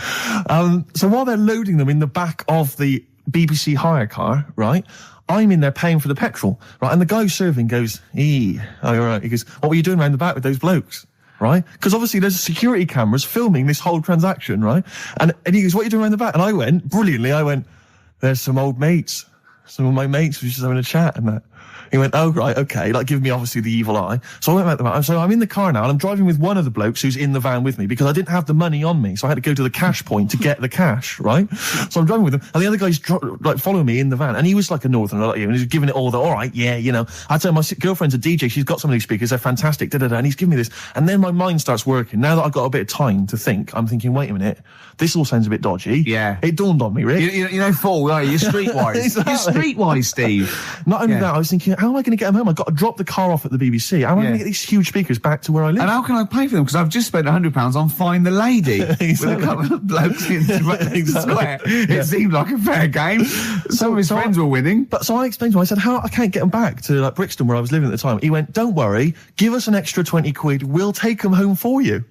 Oh, that's good. Deliberate. They do a whole service, you see. And there's also a backup guarantee. Did they have the guarantee, the 3-month guarantee? They didn't. No. But so I said, I'm not sure about that. He went, well, why don't you put them in a cab, send them back, and your housemates can collect it? I was like, oh, no, there'd be no one in. And I was beginning to sort of get a bit conscious of like, maybe this was a bit of a scam after all. So I pulled into like a little side road. I said, I'm not sure I'm into this now, actually. He went, what are you talking about? It's 200 quid for a pair of speakers. It's a bargain. You never get a bargain like this, mate. I'm going, not too sure, actually. I don't think I want them. He went, 150 quid, mate. 150 quid. I went, no. He's 100 quid now to you. And I'm thinking, wait a minute, this doesn't sound like the kind of work that Dixon's would be doing. Dixon's don't do that when I go in. This is it. Dixon's never negotiate in that way. When I go there, look around and I leave, they go, where are you going? Exactly. I go, no, we'll have anything then. Have anything for a So quid. I stopped the car and the white van pulled up behind me with his mates in. Sure. And I said, can you get them out? I'm not interested. And he went, 100 quid, mate. And he was just going, you tosser. You obviously want some speakers. And he was having a go at me. So I was carrying the speakers out and putting them back in the white van. And he was just shouting at me. He was going, 70 quid. I was like, 70 quid from 200. This is ludicrous. You realise that wasn't Dixon's policy then. Exactly. They don't usually shout, you tosser, as you leave the shop and walk down Camden High Street. They're not usually shouting, you tosser. You should have took the offer of like the monthly payments they've got on at the moment. So eventually I put them in there and I sort of knocked the deal on the head and I got back in my car and they were in theirs and I just looked in the rearview mirror and they were punching the dashboard like with aggression and venom, like we let that deal slip through our fingers. And I've never been so terrified in my life. I just sat there and I was just thinking, oh my God, all I was thinking now is what if I go back to the BBC and they go, we've had a call from the police, the man at the garage, he saw you doing a dodgy deal. I love it. Yeah. Well, what you do is you put the hire car in a drain in your front garden and then go in and out of the toilet, just pouring bleach down or Ajax and then never know. Yeah. Listen, let me just tell you briefly, this is another example of how people can just exploit you and make fun of you when you're tall. Yeah. I was quite tall. I've always been like about 6'7" for quite a while now. And when I was about 16, I went to a big New Year's celebration in Bristol, where I come from. And everyone kind of congregates in this big sort of part of town, and there's all people dancing around, like in Trafalgar Square. And I was there, and somehow I just picked up a balloon somewhere along the line, one of those kind of helium sort of balloons, and I was holding that, sort of dancing around. And these two girls came up to me, and I was thinking, yeah, okay, it's New Year's Eve, brilliant, that's my kind of party. Yeah. They came up, they went, hey. Once a year. And they said, you going to be here for long? And I went, well, maybe. And they said, it's just that we've arranged to meet back at you in about an hour. I went, what do you mean? I went, well, it's just because we can see you wherever you are. Don't worry, you can move around and stuff. We'll see you with the balloon. Just arranged to meet some friends. I love that. A landmark. So, like, pilots use that. Oh, we're just coming in. There's where we go. When we see Steve Merchant, we'll be descending to Bristol Temple Mead. What's really funny is New Year's Eve, Trafalgar Square, you got a huge column, but they use Steve as like the meeting point. Steve's got a huge column. Brilliant, Rick. Well done. Award-winning comedy from Ricky Gervais. So I went to a party, and I was quite excited because I had the car, the motor, and there was a chick heading down to the party that I was like, I had my eye on. And I thought, now I've got a car, and going to the party, it's going to be amazing, right? And various friends had said, like, can we get a lift? I thought, yeah, groovy. I'll pick up the chick as well, who was a friend of a friend. So cruising down to the party in the motor, the Volvo estate, and there's nothing sexier than that. Slipping a little bit of Billy Joel on the stereo or whatever. Something classic. Exactly. And maybe it was Billy Ocean. I think maybe it was quite a Billy. Maybe it was Get Out of My Dreams, Get Into My Car. Ideally. Yeah. So I get to the party, and inevitably it was one of those house parties where the chick that I had my eye on, she kind of was chatting to other guys, and she wasn't really paying attention to me, and I was sort of... Found out to get, was she again? Same old story. Oh, they make me They laugh. know how to tease, don't they, the ladies? They laugh. Who are they kidding? So I'd follow her like a dog, from room to room. Yeah. And watch her Quite while... literally. Sometimes he was barking. Yeah. And while, just watch her while she talked to other blokes. And then, obviously because I was driving, I wasn't drinking, so I was not really enjoying myself. And then somebody said, should we go and pick up Vera? And I thought, right, okay. And they went, Steve's got a car, let's all leap in there, we'll go pick up Vera. And this girl was like up for it as well, so I thought, brilliant, I'll be back in the car with her, away from all these lads. One guy she had her eye on, he came as well, I was a little bit annoyed. Yeah. But anyway, he was in the car, so I'm driving down these country lanes, just driving along, and they're directing me, they're saying, go left here, go right. And then suddenly we stop, and one of them goes, just drive into that field, this pitch black field, right? And I'm sort of, well, it is my parents' car. Just drive in the field, Steve. I'm thinking, well, I don't want to, like, not seem like I'm a hard, cool, crazy kind of guy, because the chick's in the car. So drove the car into the field, they all leapt out, started running off into the darkness, shouting, Vera, Vera, Vera, where are you? So I'm just sort of sat there in the car, waiting. Wasn't Vera Lynn, was it? Because she likes to hide in fields. Bizarrely, it wasn't. Right. It was just, I was just left in the car on my own with Billy Ocean, and suddenly, out of the darkness, they come back holding a Vietnamese pot-bellied pig that they had stole from a nearby farm, and they knew that the pig was called Vera because someone knew the farmer or something. Anyway, so they got this pig, so now they're going, I'll put the pig in the back of the car, we'll take it back to the party, it'll be hilarious. I'm thinking, well, I'm not sure I want a pig and all its, piggy crap in the car, right, crammed in there. But they say, yeah, so obviously I'm thinking again, I don't want to look like I'm, a nerd. I'm terrified of that, Rick, ever happened. Yeah. So, So you go, hey, bring the pig into the car. Exactly. I'm no nerd. Exactly. Yeah, go on. So now we drive off again. I got this pig kind of screeching in the back of the car. And, they say, stop again. Let's do some cow tipping. And they do that old thing, about the fact because cows sleep standing up, don't they? So you can push a cow over and stuff. Yeah. So they're having a wild time, hilarious. So this time, now we get to a sort of dead end in the road. And, they say, well, turn around, let's go back to the party. And I'm thinking, fine. Try and do a 3-point turn in this very narrow country lane, right? Get the Volvo estate wedged horizontally across the road. Can't get it out. Just can't seem to sort it out. I don't know what. I'm panicking because there's a pig in the car, right? And, local disgruntled farmers, right? People drunk, partying, probably off their head on some kind of weed. Rick. Was it loads of blokes with, like, pitchforks and flaming torches Exactly. going, burn him. He's playing with our pig. Exactly that. And so that, I was so terrified that all I could think was they're going to have to send a helicopter to lower a magnet onto the top of the car to lift the car up and put it the right way around. You used to read a lot of comics, didn't you? Yeah. So, do you know what I started doing? What? Crying. Did you really? Yeah. Why? She started crying, just very slightly, started getting upset. And the other guy that the girl fancied, he had to get into the driving seat and sort it out for me by slowly edging forward and that's backwards. the worst bit of the whole story. Yeah, edging slowly back and forwards. He just sorted it out, just slowly worked the car back round, and then we were off. You were just gently weeping. Just gently weeping in the back. The bloke had just taken the bird that you saw from a distance. Exactly. That was basically your wife in your head by then. Oh, yes. Was it? I can't We believe were it. happily married with a pig for a child. Don't joke, that could happen. I know. The pigs come, if you like. Sorry? What? What did you say? What did you say? What did you say? When you do what, Carl? What? What did you say?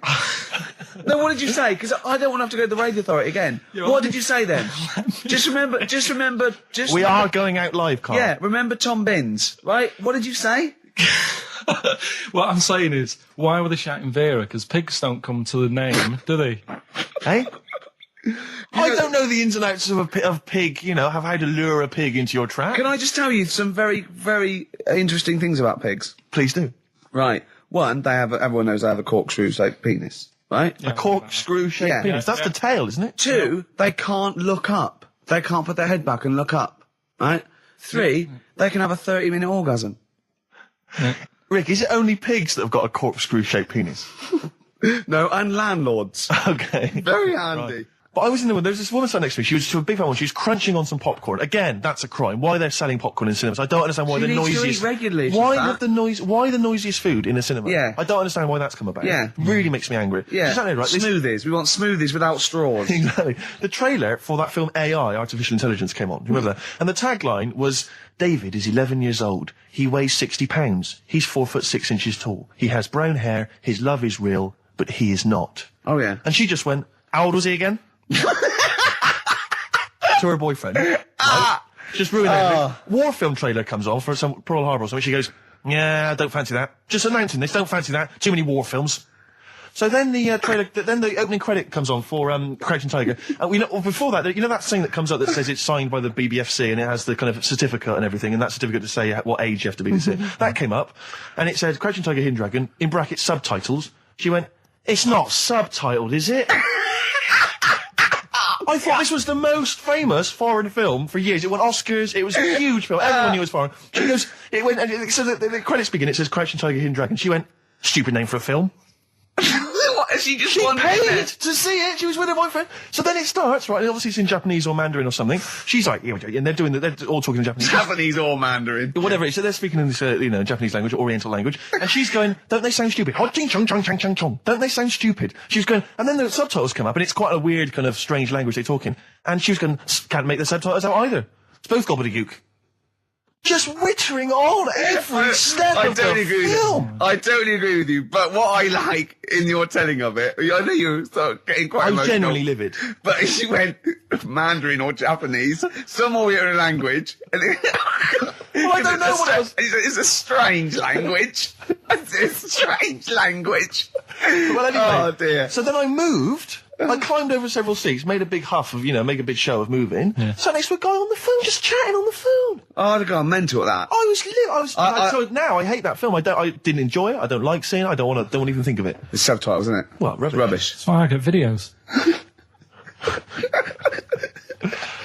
Yeah, I should have thought that through, Carl. You're absolutely right. Lamb chop? Yeah, let's play Lamb Chop. This is brilliant. This is from this CD that came out recently with Uncut magazine. Occasionally they put out some quite interesting free CDs. And this was one that had various covers of Rolling Stones songs. And a lot of them were, quite shoddy, but this was a brilliant, specially done, I think, for the CD. It's Lamb Chop doing a version of quite an obscure Rolling Stones song called Backstreet Girl. It's just beautiful. Let's hear it. Steve, you got any other toilet-related anecdotes? Rick, my life is just full of toilet trauma. Yeah. And Carl, you may not realise this, but a while back I used to host, this is bizarre, I used to host a radio show on the BBC World Service, right? Now, if you want someone who's the voice of integrity, the voice of intelligence, the voice of a nation, you're going to come to me. That's obvious. And I was broadcasting, so now they've got listeners of something like 50, 60 million people around the world. It's mental, the listenership of the World Service. And I used to host this show with someone It's a big place, Steve. The World? Yeah. You're absolutely right. And anyway, so I had to be into Bush House where they broadcast from 10 o'clock every Friday morning to broadcast around the world to 50 million people, right? And one week, I went to the toilet in my house, right? Everyone had left. I got there a bit late. I got up a bit late. Already against me. The clock was already against me. Had to be there at 10 o'clock, broadcast around the world. And we got two toilets in our house, downstairs one, right? And the door had already been a bit dodgy. It was one of those doors where you had to give it a bit of a kick as you went in. It was getting a bit tight. I don't know what the wood was expanding or something. I'm in there. And same thing again happens. No toilet paper. I think, oh, God, I'm going to have to somehow kind of make it up. Why don't you check first? I normally do, Rick. I normally do. It's just on certain occasions when I'm bleary-eyed or something, I forget. Or occasionally I forget. Normally I do check. Right. And you've got to bear in mind that it's not like this is happening every week. This is over the course of many years that these incidents have accumulated. So you've condensed them. For the purposes of this anecdote. Sure. Yeah. Yes. And great. You're just brilliant to keeping the pace up of an anecdote there, Rick. You've just drawn in. I don't know where I am now. Anyway, I know where I am. I'm trapped in a toilet with no toilet paper. Yeah. That's where I am. And I'm thinking maybe I peel off some of the wallpaper, things like that. But there's nothing I can do. I got to go upstairs. Well, exactly, but I'm going to have to go upstairs and find Toilet paper, was there any? There wasn't. There wasn't? Oh. I'm going to have to go upstairs and maybe find a notepad or something like that.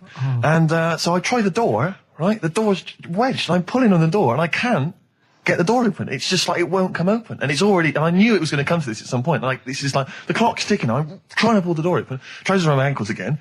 And I'm thinking, well, what I could do is I could open the window, I suppose, and like try and climb out, but not really, because I got the trousers around the ankles. And that's Or if it was raining, just stick your ass out, 2 birds with one stone. Sadly, it was a beautiful day, Rich. I call it the World B-Day.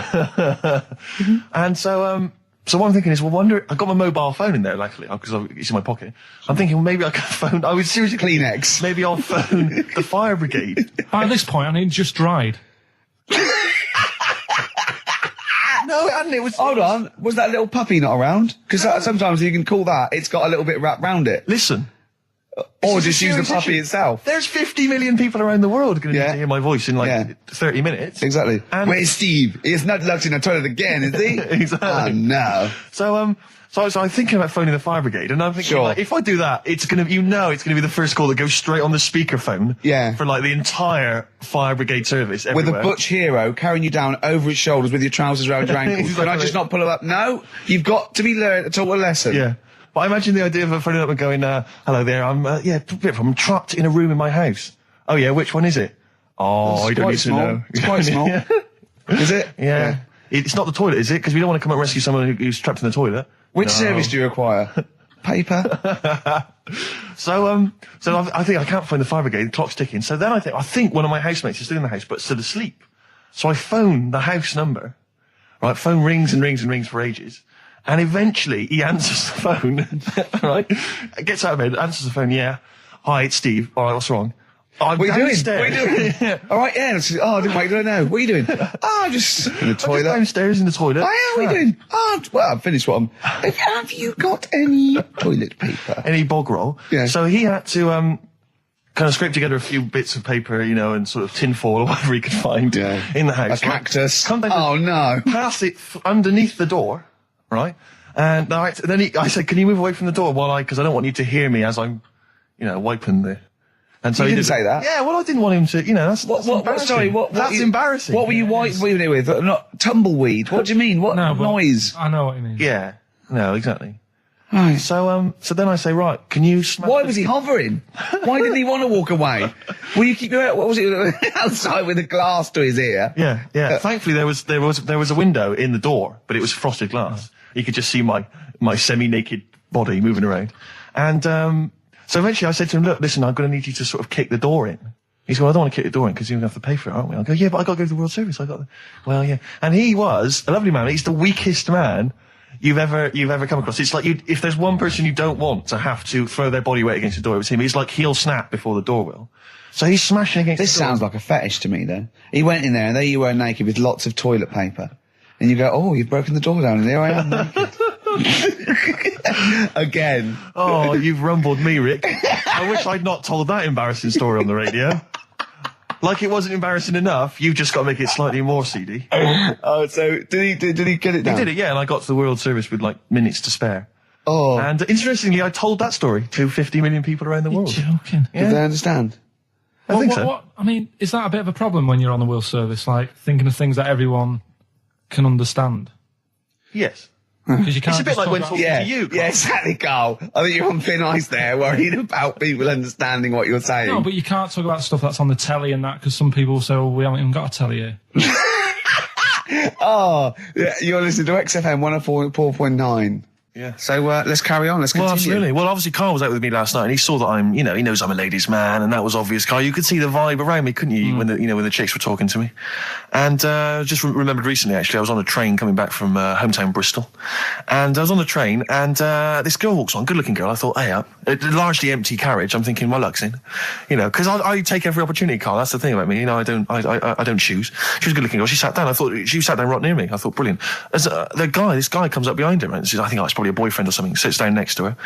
And I listened in on the conversation, you know, obviously, because I'm pretending to read. It was very clever. I read the same page for hours. I was pretending to listen. I was listening, but pretending to read. And I realised that it's not her boyfriend or anything. It's just some guy she's met on the platform.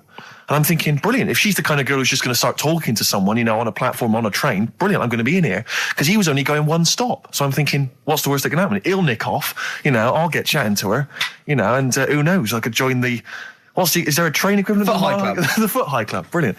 And so I'm excited, you know, I'm listening in. And it turns out that they're both kind of graduates who've just finished university, or they're coming to their finals or something. And they're chatting away, you know, and he's making a couple of witticisms, you know, and she's kind of tittering at his jokes. I'm thinking, well, I'll tell you this, if she's laughing at this kind of material, I am going to blow her away, you know, with my kind of anecdotes and wry observations, you know. Yeah. It was weak stuff, I got to be honest. Really? He was coming out with nothing. He was running on empty, as far as I'm concerned. Yeah. And she was loving it. So I'm thinking, brilliant, I'm going to be right in here. And then they get moving on to higher brow things, you know, and I think she was going to study kind of Marxism or something like that, or communism, something. And she was asking him, you know, by way of conversation, she was asking him what he knew about Marxism, you know. And he was fumbling for his vague knowledge of it that he had in his life. And I'm just sat there thinking, yeah, come on, love, in any given capitalist environment, the proletariat will revolt against their oppression by the bourgeoisie, and after a brief period of socialist rule, emerges a classist society governed by community cooperation. Well, if that sort of talk wouldn't get a woman hot, I don't know what you'd use. If Marx and Engels is not going to get a woman sweaty down below, then nothing is. Then my name is You're not just Steve biding Hawking. your time. Exactly. I'm just going to go in for the kill any minute. Yeah. So anyway, it comes to his stop, right? He gets up. I'm thinking, this is a piece of cake. And he gets off, and off he goes. He walks off. And I'm thinking, brilliant. And I thought, I'll wait till the train's pulled away. I'm not going to leap in straight away. No. And he comes back along the carriage. And I'm thinking, hang on a minute. He goes, listen, do you mind if I give you my email address? Right? And if you want to get in touch, email me. I'm thinking, come on, you loser. Get off now. Save your face, please, before it's too embarrassing. She accepts the email address because she obviously doesn't want to hurt his feelings, whatever. I'm thinking, fair enough. She's a good woman. I'm liking her. I'm loving her. I'm thinking, that's my kind of girl. So anyway, he gets off. I'm sat there, the train pulls away. I'm thinking, I'll wait a few minutes, I'll just, give it some time. Her phone rings. It's her friend on the phone. And she starts saying it, and I was listening in, and she was going, just met a guy on the train. I'm thinking, yeah, that's true enough. She goes, yeah, he was a good-looking guy. I thought, you're having a laugh, love. To be honest. Because I was looking at him, and she said to her friend, he looks a bit like tennis player Boris Becker. I thought, you should be so lucky, frankly, because I saw him. He had awful facial hair, if that's what makes him look like Boris Becker. Terrible little goatee beard. It was laughable. I thought, I don't know. And then she goes to thing, and she's like, yeah, I met him, we got chatting and stuff, and she was going, it's not often that you meet someone, generally in life, who's, kind of thoughtful and intelligent and funny. I thought to myself, I'm not even going to waste my time with you, love. Frankly, if that's what you thought of him. You just walked away. And I'll be honest with you, I didn't even bother talking to her. No, you were just I didn't even waste my time with her. If she thinks that bloke is not only great looking, but funny and intelligent, and she got on well, and he was polite, and it was a chance meeting, and he thought, and she thought that you were like a freaky looking dork who didn't even have the nerve to speak. That is what she thinks, then I don't want to know her. I couldn't. You walked away, and good luck to you. And I have my dignity intact. Yes, and she's nothing. Oh look, you're actually a little bit stressed today, aren't you? Because you had to drink last night, didn't you? I had a couple of drinks. Yeah. I was down at Steve's night. He was doing a bit of DJing. Yeah. Went down a store. And that's why you're all grumpy. What? Do you hear what he just said? What? I was DJing last night. Obviously that XFM evening. Yeah. Hour and a half. My friend and I split the time on the decks. Yeah. What was the word you just used? He went down a storm. We went down a storm. Right, 3 girls, I was walking to the toilets during my set. 3 girls went, you are a genius. Right? What's his name? Dane Bowers? Why? Zane Lowe? Because you played records in a certain order. Yes. Sorry, Rick, if you can't deal with that. Sorry if you're a little bit jealous, because this time you can't share the award. All right? Dear. But it was my credit this time. You can tell he hasn't been a DJ. Because it's not just about... It's not just about that. The songs you play, it's the way you play them.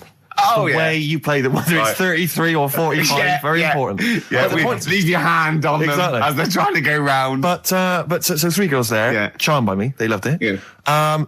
Zane Lowe, XFM DJ and MTV presenter, probably one of the coolest blokes alive. He came up, gave us massive respect. He said, I'm loving your set. He actually used those words, right? There were people coming up, they couldn't believe their luck. It was roaring. We'd stick on a track, people would cheer, as it came on, right? My particular favourite, Carl, I think you'll agree, my particular triumvirate, LL Cool J, Mama Said Knock You Out, leading straight into House of Pain, Jump Around, then straight into that current Elvis track that's been re-released, remixed by Junkie XL. I played the original, which I'd already played on XFM before. I'm already there, cutting edge. Yeah. Right? Three old tracks, you mean? 3 old tracks. In a row? Yep. And, well, I think the words that would best sum it up are, I kicked ass.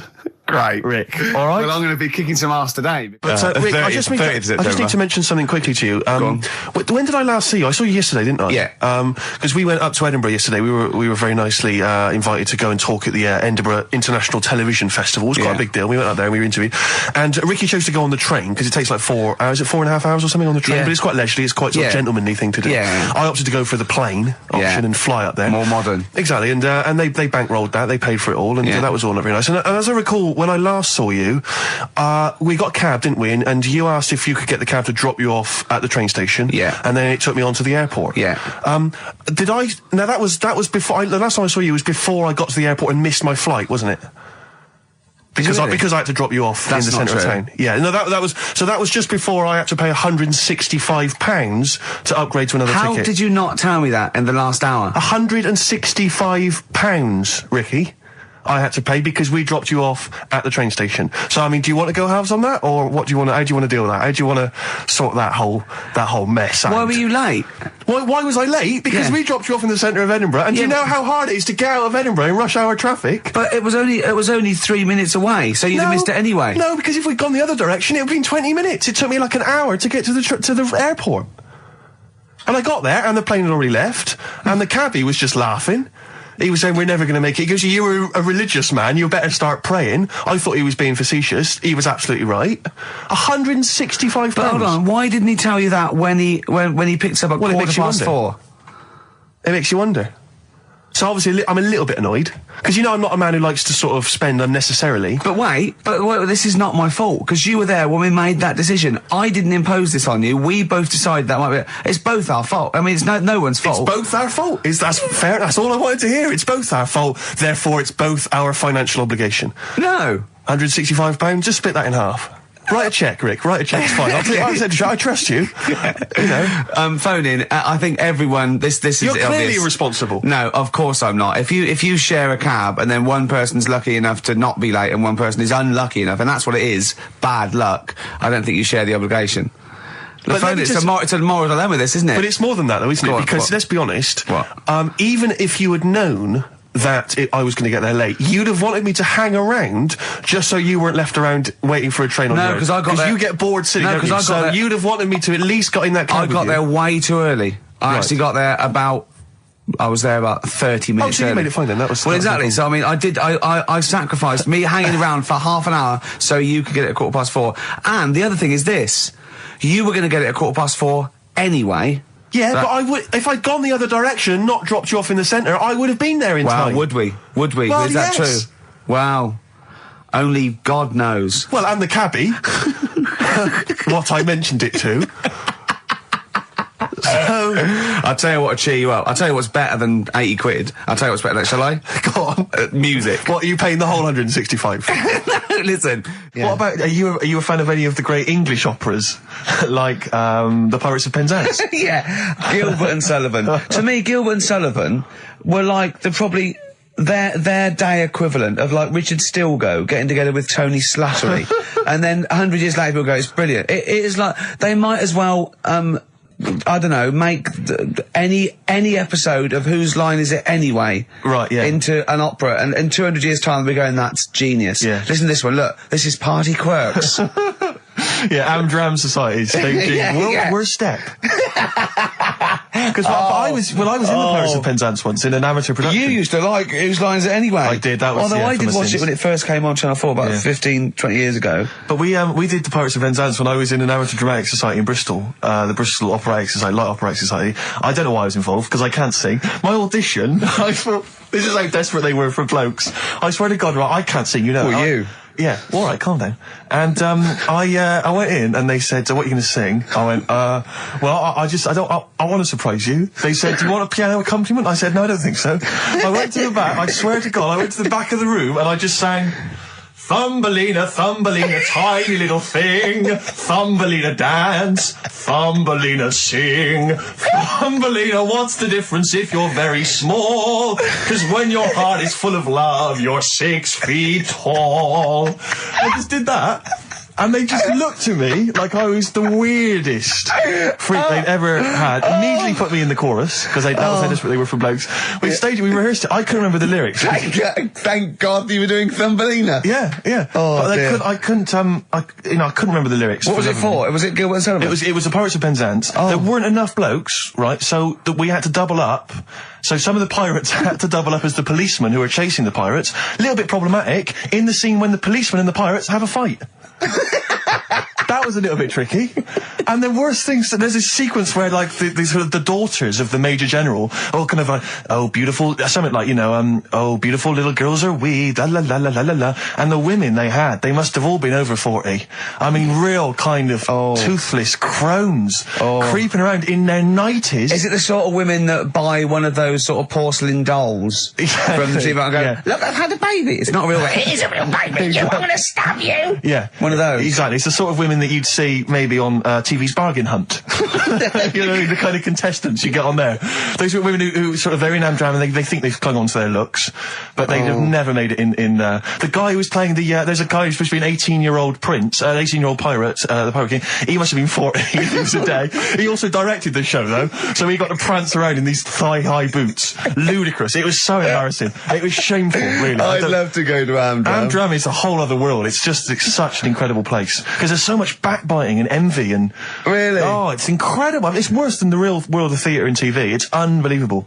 Because the same old people get to do it every year because they can hold a note. Can we go along? You would absolutely adore it, Gervais. It is film it, a secret camera. Is it true? Talking about when his dad said that, and then you told me something that I find amazing. Oh, the thing is, it's Christmas. Obviously, I've got to go back to Bristol. I love seeing my family. Well, yeah, I do. But it means I see my grandparents, who are, brilliant people. I mean, lovely people, but mental. I mean, utterly mental. And they've taken now there must be sort of 80 apiece.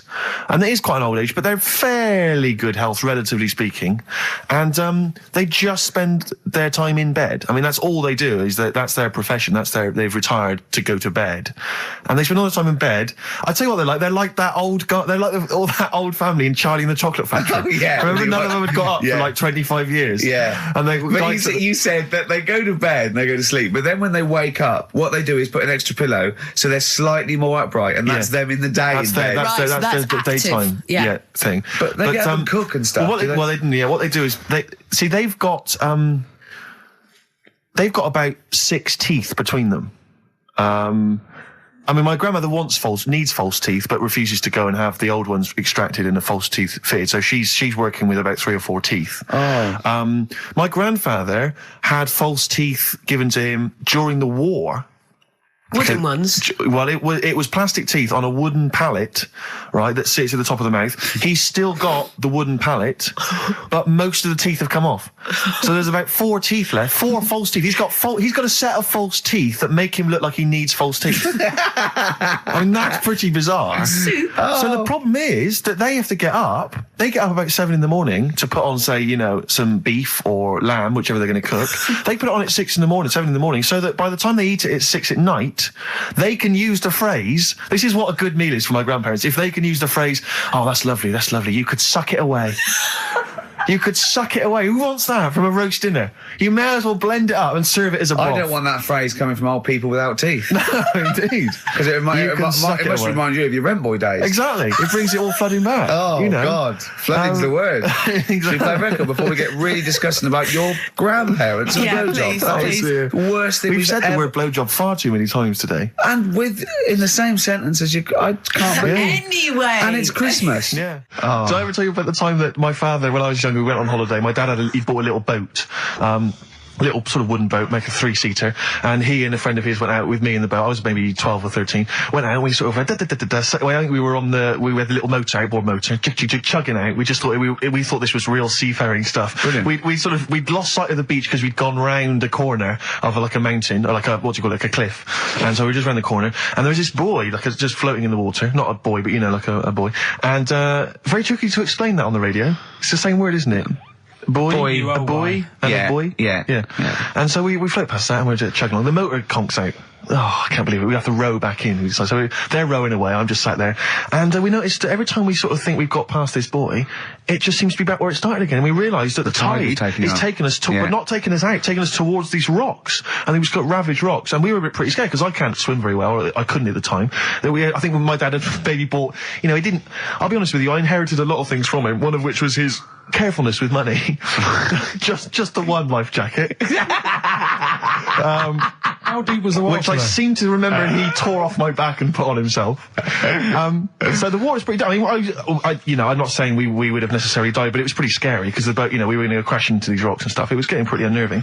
And so they're sort of rowing like mad, trying to we're just not making any progress. And we're beginning to think that this might be the end. And this boat, this kind of ferry boat, comes chugging by doing tours. Ching, ching, ching, ching, ching. And it comes by, and my dad goes, oh, wow. We were going, brilliant, they can help us. They'll throw us a rope, they'll tow us back in. He was going, you've got to be careful though, hang on, because according to the laws of the sea, if he rescues us, Steve, he can claim my boat. The laws of the sea mean he can claim my boat as salvage. I love the idea of that's like the reward. Doing that. But The laws of the sea. What I like is, his 12-year-old son might die, he's thinking about the boat. I know, but also, the other thing, of course, is that I like the idea of this ferry master going, Yeah. the boat be mine now, or take your son. Yeah. Let me think about it. I need a new bed. That'll be just right. King size. Oh dear, that's lovely. But, because when I was younger, I remember being outside a post office once when I was about 10 or 12 and finding a purse and thinking, oh, that's nice. And opening it up, there was some money in there and a pension book, and so it was obviously an old lady. I found an address, I sent it to her, and my mum said, you know, you've been so good there, you'll probably get a little reward. She'll probably send you a little reward. Nothing. I got maybe a thank you note, but no cash, no moolah, nothing. Really? And I was livid, because I'd been told that I was going to get a reward. I thought I've been a good Samaritan, nothing. So, many moons later, when I was at university, I learnt from that, and this is the most bizarre thing. This explains a lot, doesn't it, Carl? This is like the Mary Celeste. I went to a cash point to I thought, I can't get my card in here. And I realised there was already somebody's card in the machine. They put the code in, but then they just disappeared. They'd been kidnapped or something. So it was just there, waiting, sitting. It said, what do you want to do? And it gave you a number of options. I thought, interesting. Steal or go to heaven? Yeah, exactly. You went, oh dear. Yeah. Well, I pressed balance just to check what their bank balance was. Unbelievable. It was a considerable sum of money. I'm not going to lie to you. It was not typical student debt. It was like, I think they were a foreign student. There was a lot of cash in there, a lot of money. Did you feel a slight bulge in your trousers when you saw the amount of money? I couldn't believe my luck. I thought to myself, now then, I could just take that card out and hand it in, or I could teach them a small lesson. Right. And maybe give myself a reward, because last time I did that, I didn't get a reward. So if I give myself £30, then I'll take the card out. 30? Give myself 30. You didn't really? Well, I thought that's a good reward. And I went in, I handed the card in, I took that. Steve, and that's a little reward for me. And I'll tell you this, don't think it's evil, because I went in and I bought everyone a drink. Well, brilliant. Yeah, I didn't tell them I got the money free. Well done. Excellent. So probably gangsters are quite generous with the money they've stolen from other people. Yes, but someone's negligence, Rick, has lent... the thing is this, Steve, right? I believe it, except that buying people a drink, Carl. What do you think? Well, I kind of thought that when he said it, but then I thought, but they'll be buying him back. So he's still So in a way, he's still a winner. Yeah. Everyone's a winner in that situation, including the student, because frankly, if there had been a less scrupulous person who found it, they'd have probably helped themselves to a considerable sum. I cannot believe he did that. There was thousands and thousands of pounds in there. What if Beadle had jumped out and slapped you with his little claw and said, we've been filming this, merchant? Well, so what? How old were you then? I don't know, 19, 20? Would you do it again, or was it just to get the world back for the old lady's purse? possibly do it again, yeah. You're joking. Well, you've got to think of it this way. You've got to think of it as there was a lot of money in there, and someone less scrupulous than me would have taken a fortune. They'd have cleaned them out. Whereas I just took a small reward, which I thought was more than enough for someone's negligence. And I've returned the car. They've got the car back. Everything's fine. Think of someone else. I could have gone on a spending spree. I could have been buying stuff, all sorts. Yeah, but it wasn't yours at all. Yes, but they probably would have given me a reward. And because, you know, sometimes people forget or, you know, they don't give you a reward, I thought I should You had take to it go at myself. your dad for nicking a loaf of bread out of a phone box. Yeah, but that's because it's for old people, geriatrics and stuff. How do you know how old was your people who you were robbing from? It was on a student campus. Well. Wow. I think it was more... I thought it was excellent behaviour. I thought it God, was that's good, honourable incredible. behaviour. That's showing another side to him, isn't it? What would you have done, Karl, in that situation? And tell the truth. I might have helped myself a little bit. There you are. I don't know what this is helping yourself a bit. Like you say, just sort of, you know, send them back and sort of say, you know... If you find a £1 coin in the street and you can be bothered to bend over for it, then have it. But someone's cash point card or personal belongings... I'd let them know, though. Did you send it to them and say, I've service charge included. I've took that out already. No, I handed it in to the... You let them know? What do you mean you'd let them know? I'd say, you know, you're lucky here. Right, I just took, I'd probably said 20, actually. Okay. Because that's just like one note. Sorry, right, okay. You are winding me up. No, I'm not. I mean, not for once. I mean, I know what Steve's like. He is tight, right? He is. And you know that, don't you, Steve? Financially, you mean? Well, no, I mean, just the way you are. You're very sort of, you know, you're not wasteful with your money. I'm careful. No, I'm not wasteful. Absolutely right. No, but to the extreme. Not towards the extreme. Not towards the extreme. No. Look after the pennies. The pounds will take care of themselves. All right? Simple to remember. Good advice. Yeah, all right? But the thing is, right, I know that I take the mickey out of you for, like, you know, the way you look and stuff. Sure. Right? Well, I'm right back at you. But the thing is, you can't help that. Absolutely. But I'll tell you something that women don't like. Sure. And it's fellas who are tight with the money. Sure. I'm not frugal with money with ladies. I'm frugal with money with you. Well, I've got no reason to splash money out on you. I've never seen you splash money out. Well, you've never been out with me. Steve, have you ever splashed out on a lady? No, but I hope to one day. The right lady. Play a record. Sorry, just suddenly struck me something. I don't know if I mentioned it before. You mentioned that you tried to catch your guy out when you came back once. You opened the door really quickly to see what he was up to. Did I ever tell you when I was at university? Now, I'm very tall and I've got enormous feet. Size 14. Size 14 shoes. And when I was at university, everyone, it seemed to me, was wearing Dr. Martens. It was like you had to wear a pair of Dr. Martens. It was kind of the rule. Dr. Martens was big for you. Yeah, so that's a big pair of Dr. Martens. That's where the myth of the old woman who lived in a shoe, I think, came from. People with my size shoes. Anyway, I just literally kind of moved to university. I'd been there for like literally a couple of months. And obviously in that first period, you're quite keen to kind of, you know, reinvent yourself, strike yourself, you know, try and give an impression of perhaps being quite sophisticated, worldly, cool, all those things that, you know, you've left behind all your childhood friends, so you're trying to, you know, develop something. He didn't bother, he didn't. What, sorry? You didn't bother? No, I was working hard on it, and I was kind of, you know, I was doing alright, you know, and I had a tie-dye shirt, you know, I was looking good. And, so I was trying, you know, working hard to try and seem kind of cool and not freakish. And I came back from studies once, and I came in, and there was a little old cleaning lady that kind of would always come in every day and clean up our halls of residence. And I came back, and my door of my room was open, and there was like a little huddle of people just peering in, right? And I thought, this is odd, you know, that my door's open and I'm not in there, and there's people staring in the door.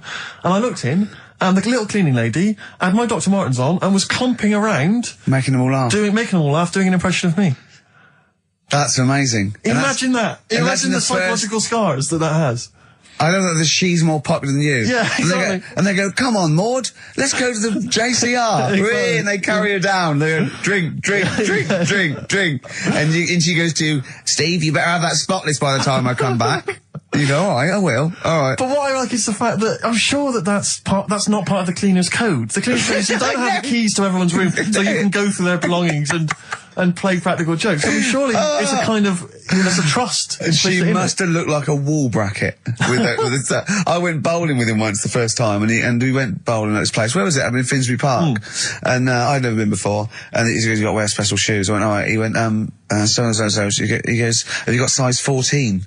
And she went, "Yeah, I've got one pair." And she put them on the table, and they look like crusty. Honestly, honestly, it looked like.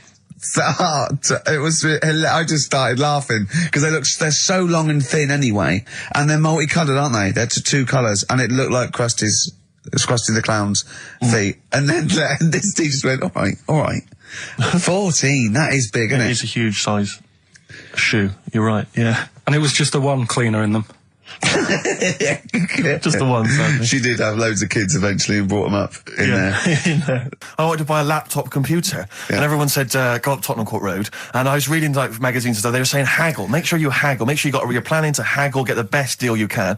And I found a shop which was selling the computer I wanted, and I went in there, and I had this whole plan in my mind of what was going to happen. He was going to say, like, it's worth this. I'm going to go, well, look, I can get it cheaper here. I want to buy it from you. I'm going to haggle, and off I went. So I went in the shop, and I said, yeah, looking for this, interested in this Toshiba. How much is it? He went, oh, it's 1,500 quid. I went, sure. Okay. I said, I'll give you 1,300. He went, it's 1,500. And I said, sure, but I'm willing to give you 1,300. He went, 1,500. And I was done already because he hadn't even begun to haggle. And I was assuming he'd at least go 1,400 and we could start, but nothing. So now I was screwed. My whole plan went out the window. What did you do? Just leave? No, I said to him, the thing is I can get this computer cheaper down the road, but, I like what you're providing here. I like your service. I've had good stuff about you. It was amazing. I said, I've heard good stuff about you. And he went, I said, seriously, I can walk down the street, I can buy it there for cheap for like 1,400. And he went, well, see you later then.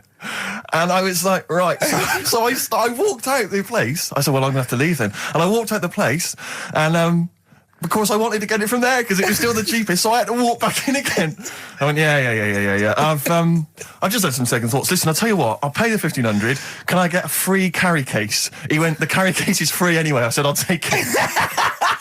The carry case is free I got nothing. No, but how much would you charge for that if it was on sale? Carry case a tenner. Well, let's just say it is a tenner. Give it to me for free. And he went, no, it's a tenner. And you went, well, you said it was free a minute. Yeah. It's just pathetic. That is lovely. It's having to walk out making a big statement and then come back in again. Oh.